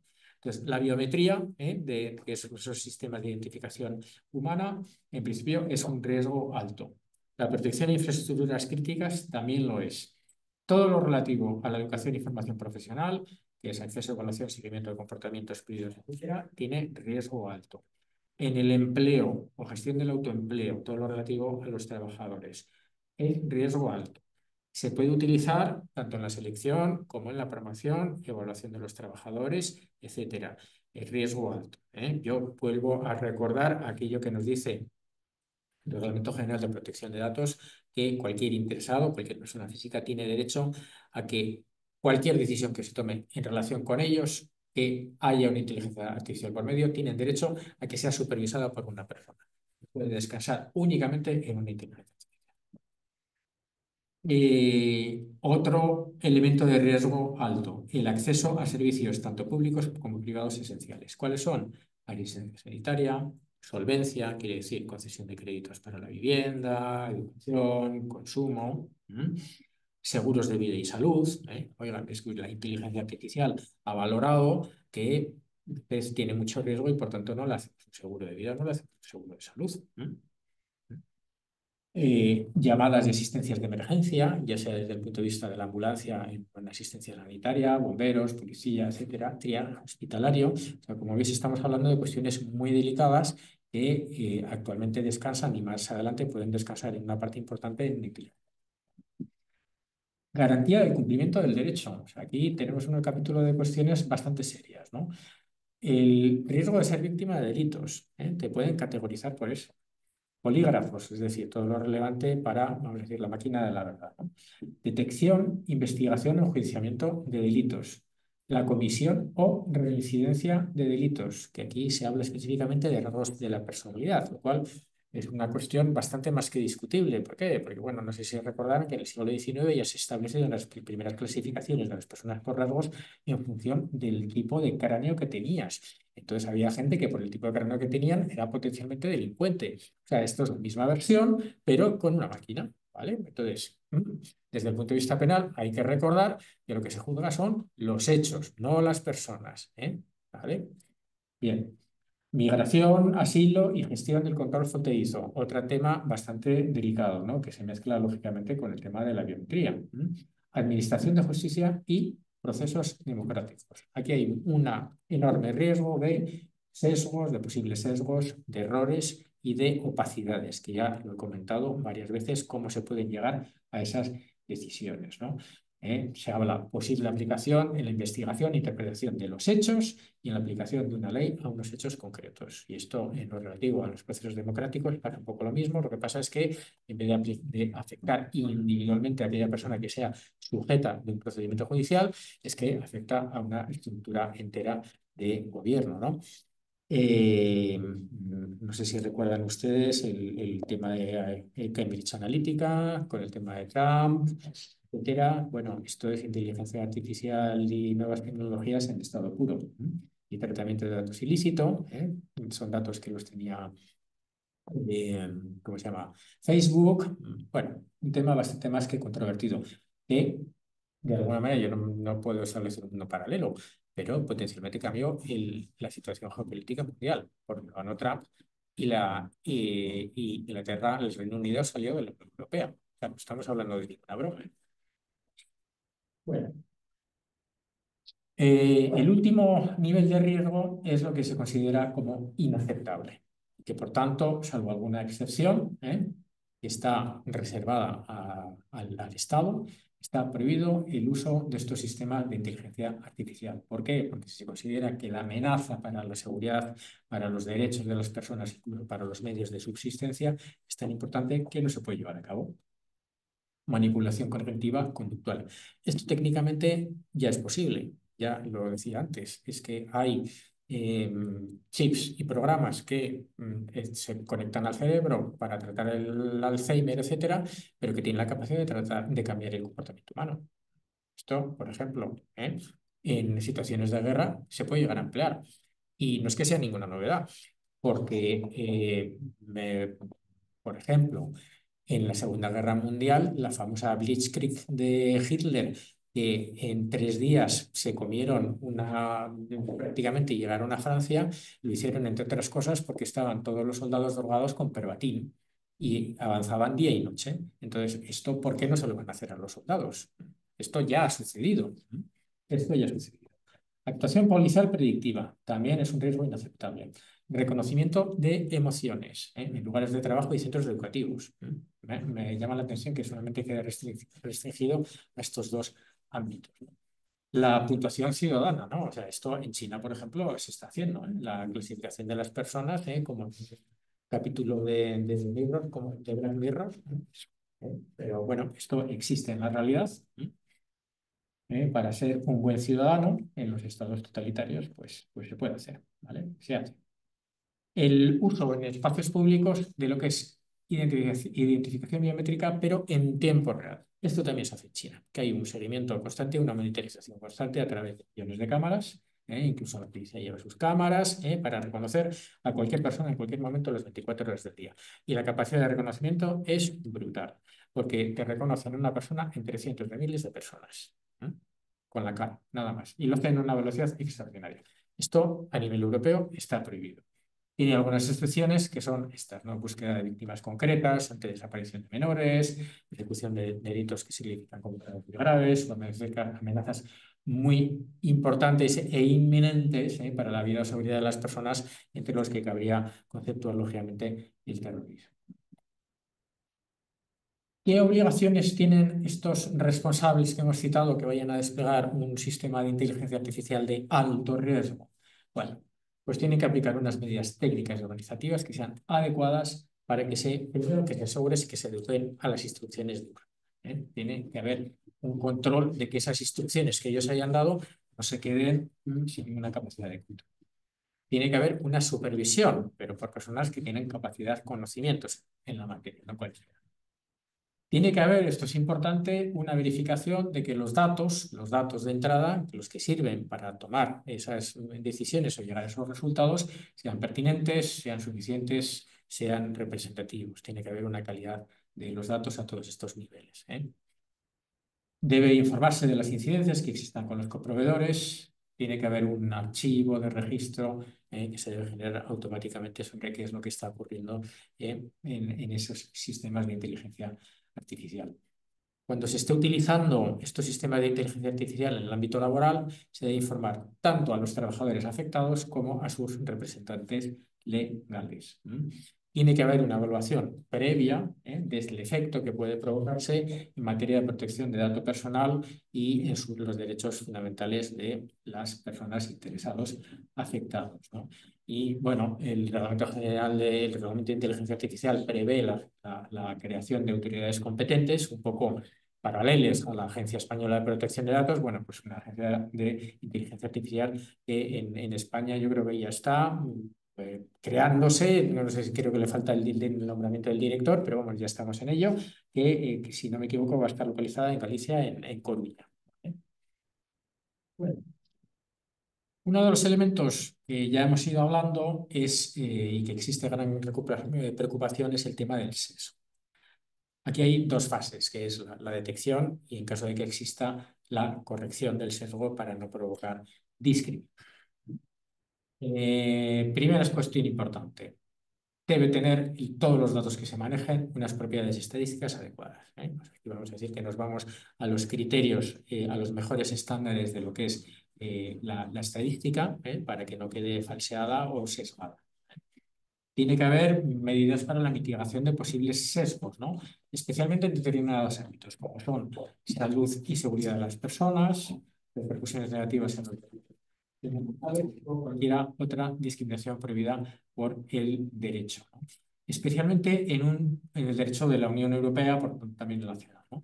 Especialmente en un supuesto, que es cuando los datos que esté generando esa inteligencia artificial puedan a su vez formar parte de un nuevo análisis de otra inteligencia artificial, es decir, que haya un bloque de retroalimentación en esos datos malos, ¿no? O sea, que hemos cogido un dato malo y luego hay otro sistema de inteligencia artificial que vuelve a hacer otra evaluación con nuestro dato que está mal. O sea, por lo tanto, tenemos un vicio en cadena, ¿vale?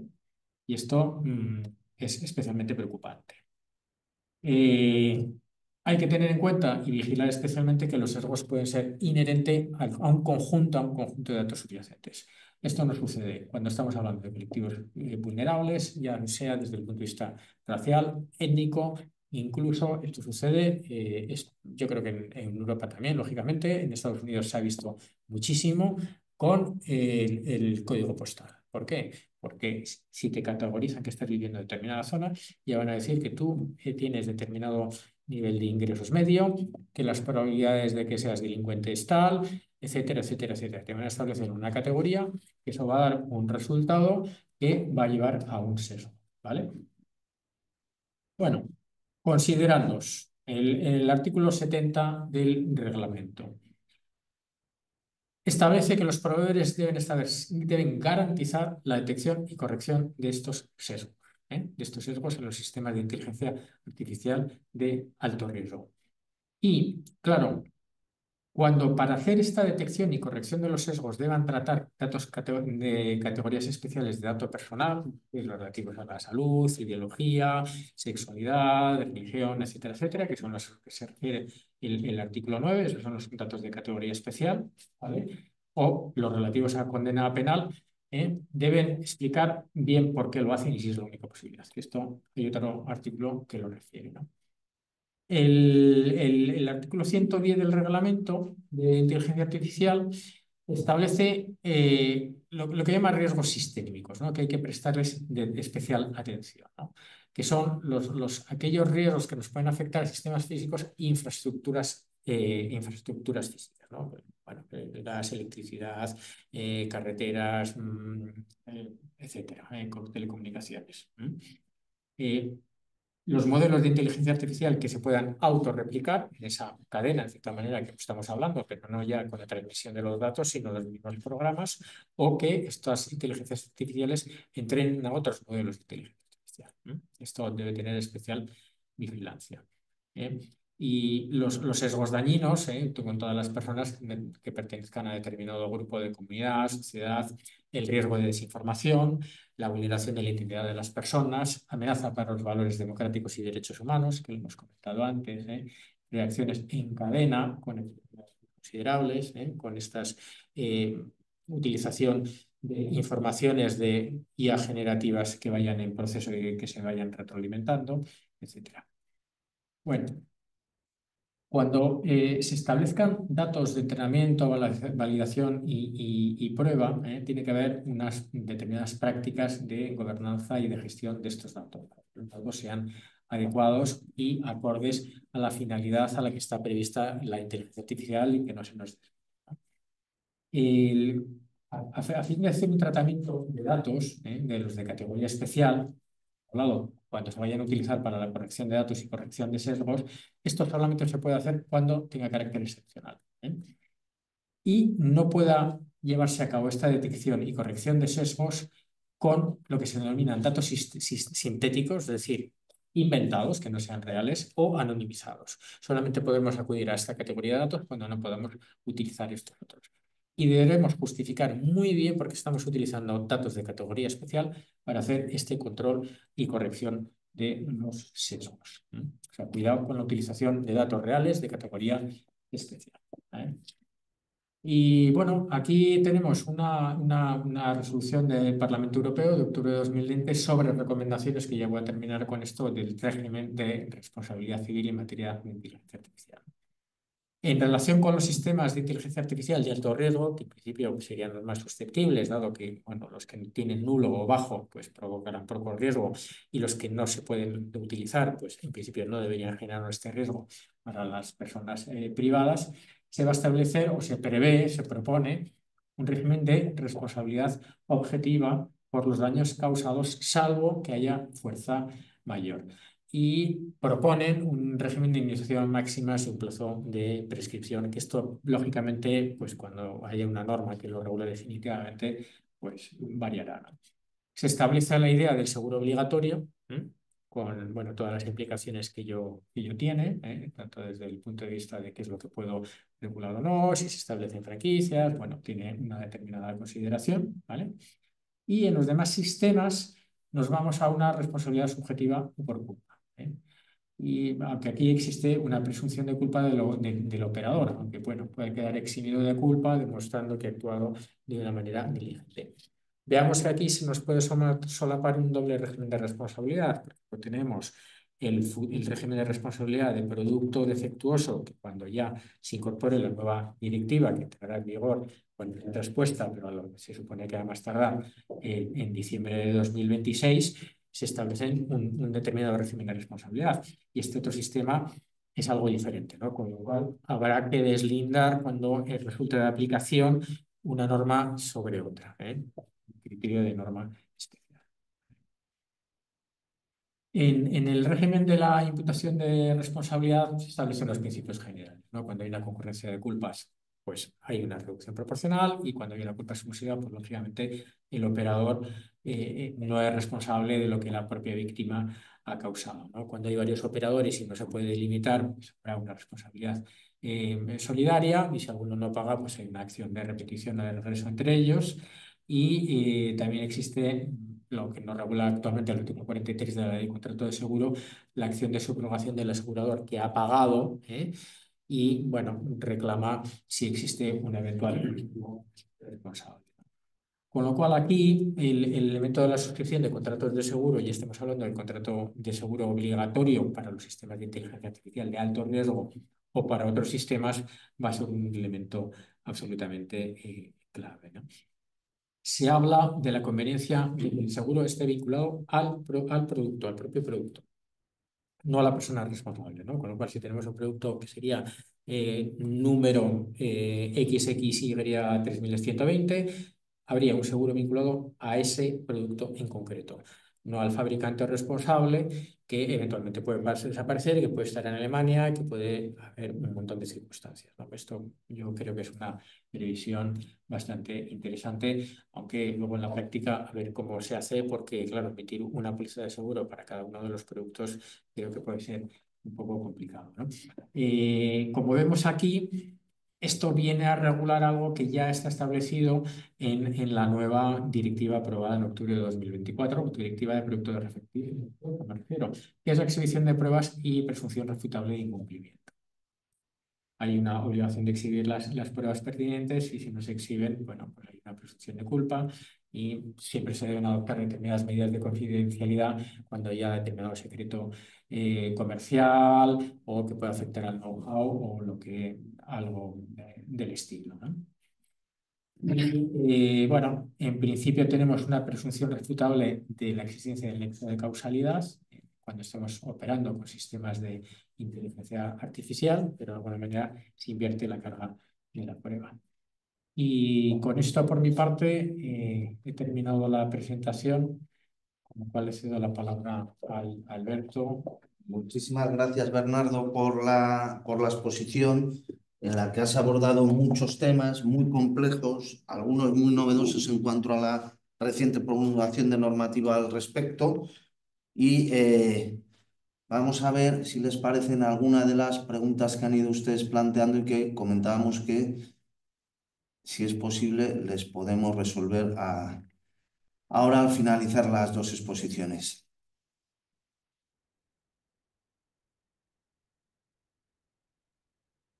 Bueno, en relación a la primera pregunta que plantean entre la discrepancia entre cómo afrontar la situación por parte de la Unión Europea y por parte de Estados Unidos, bueno, yo al respecto considero que Sí es verdad que puede frenar un poco el desarrollo tecnológico, la regulación restrictiva que se ha aprobado aquí en la Unión Europea, pero es lógico, normal y deseable que se haya aprobado. Además, no deja de reflejar una realidad. Nosotros tenemos sentencias aquí en España, el Supremo de manera tangencial con la cuestión de Rider, ¿no? de Globo, sobre el sistema de inteligencia artificial que está utilizando dicha empresa en Italia, por un sistema de inteligencia artificial que se estaba utilizando para las plazas de los profesores públicos, ¿no? Que da una serie de errores y de sesgos, sentencias del Tribunal de Justicia de la Unión Europea sobre la cuestión del scoring financiero, el sistema de inteligencia artificial, es decir, que era una realidad que se tenía que solventar en los tribunales y que esta normativa que nos has explicado, Bernardo, pues viene a ayudar a solventar cuando se planteen estos problemas y sobre todo a prevenir a priori, prohibiendo, que yo no sé qué piensa Bernardo, pero yo creo que sí, que determinadas sistemas hay que prohibirlos, porque suponen un riesgo per se tan que al menos yo no quiero asumir.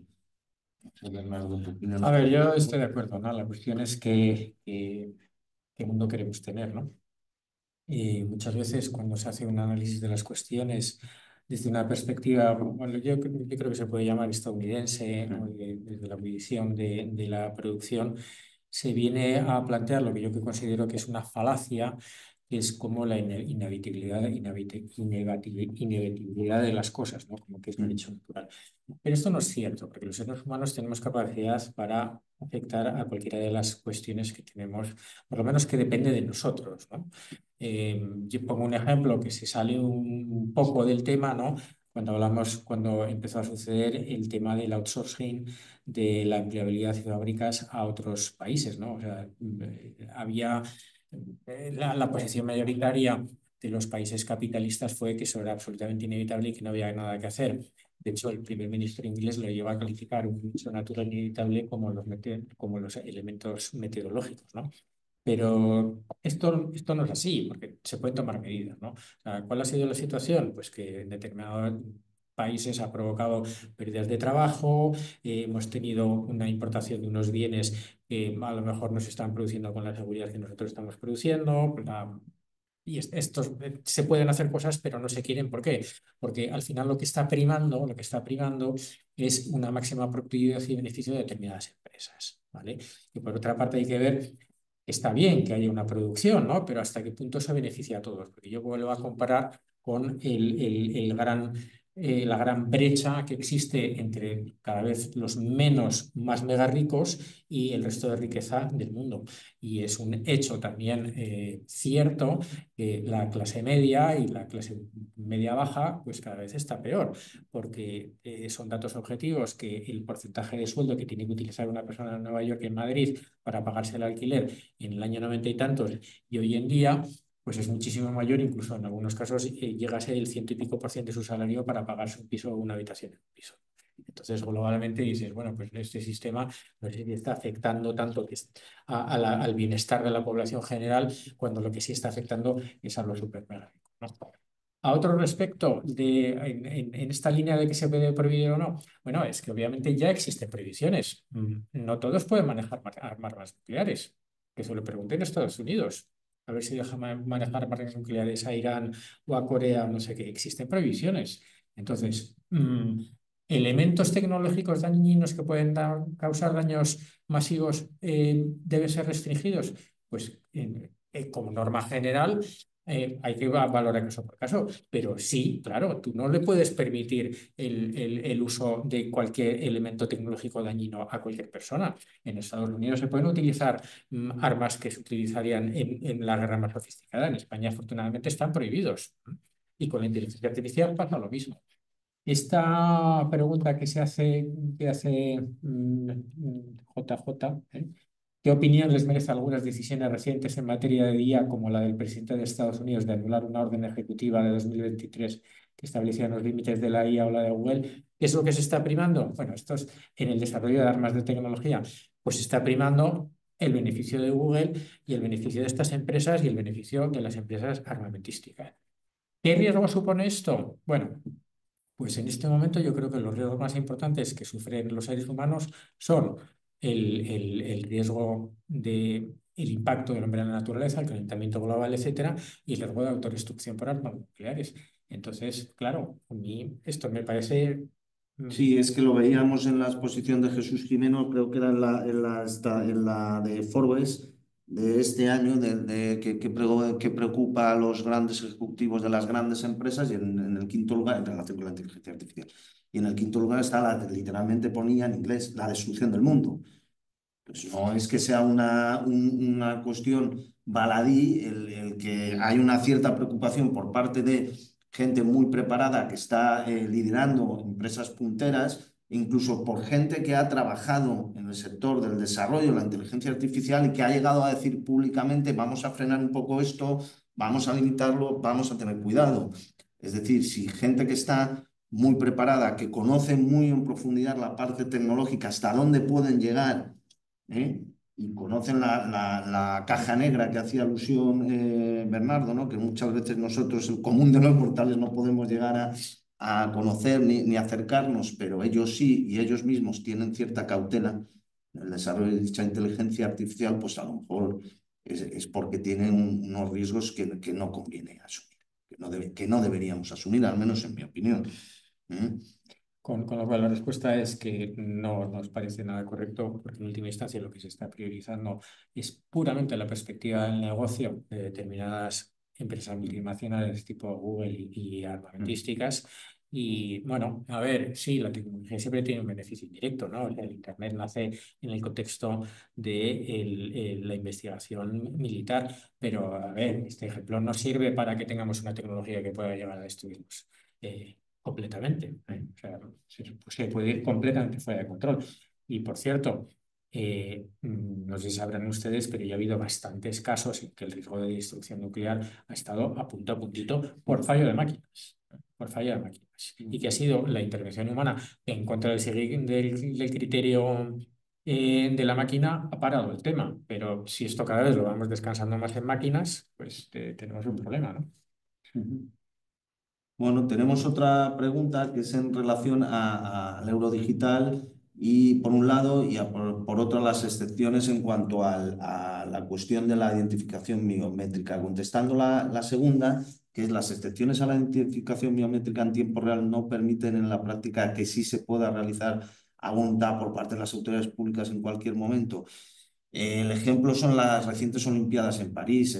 Se ha utilizado estando prohibido, pero es que en el momento temporal en que se celebraron las Olimpiadas en París tenían suspendidos una serie de derechos y de normas en virtud de la cuestión de índole terrorista, pero no por los propios Juegos Olímpicos, sino porque desde hace tiempo ya lo tenían implantado.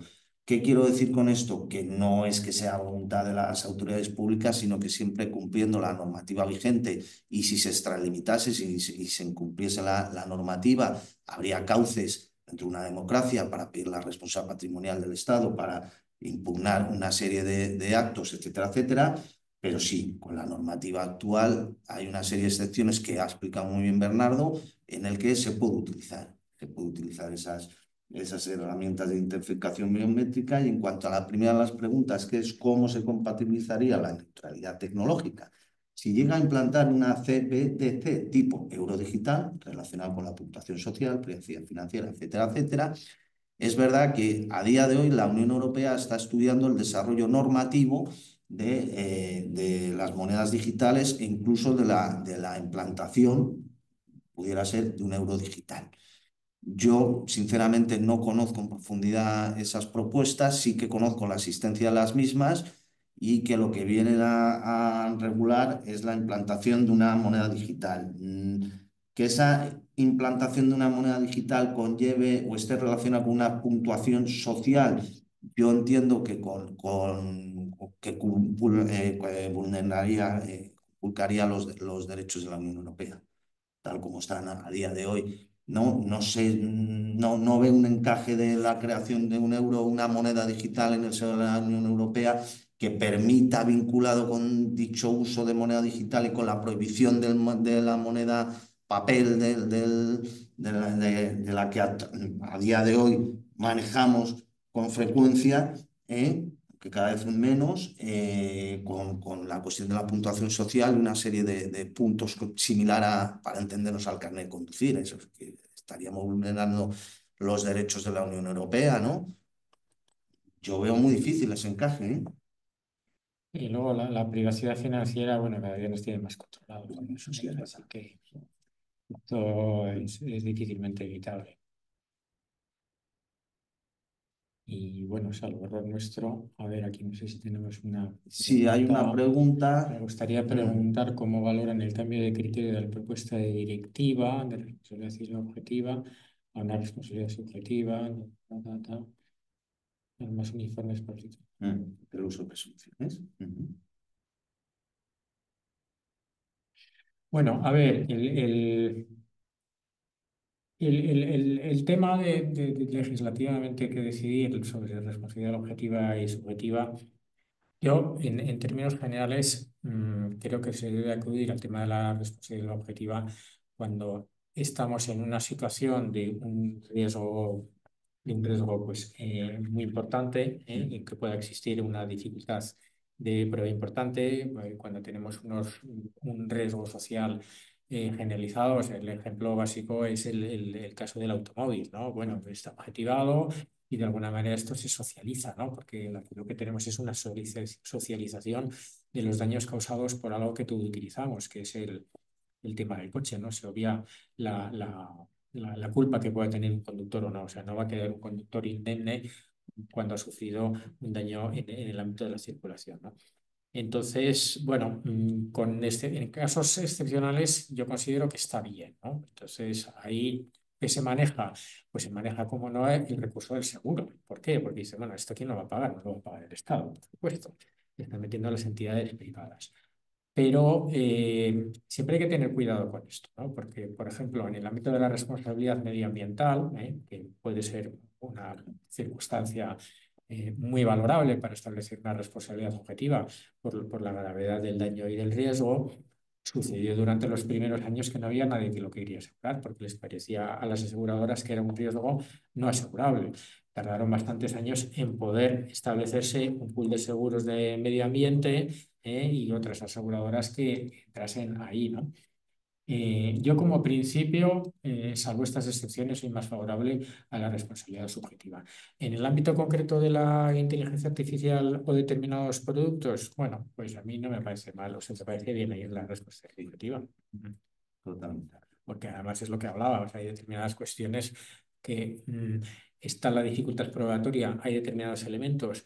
Es muy difícil que, señora, que tú vayas a reclamar esté en España porque va a estar en Europa o en China, que si no estableces ese tipo de regímenes, lo que estás provocando de hecho es la falta de indemnidad del perjudicado, lo cual no es deseable, porque por otro lado va a afectar negativamente en el uso de determinada tecnología, ¿no? Y yo creo que ya sí se acabaron las preguntas. Bueno, pues reiteramos a todos ustedes la asistencia telemática a este webinar y les recordamos que todavía, puesto que va a empezar en marzo, hay plazas disponibles en el Diploma de Estudios Avanzados en Responsabilidad Civil y Seguros de la Escuela de Prácticas Jurídicas, en las que se van a abordar estos temas y todos los relacionados con la responsabilidad civil y su aseguramiento. Insisto, gracias por asistir y además lo cual nos enorgullece y nos alegra estar toda la sesión conectados. Muchas gracias.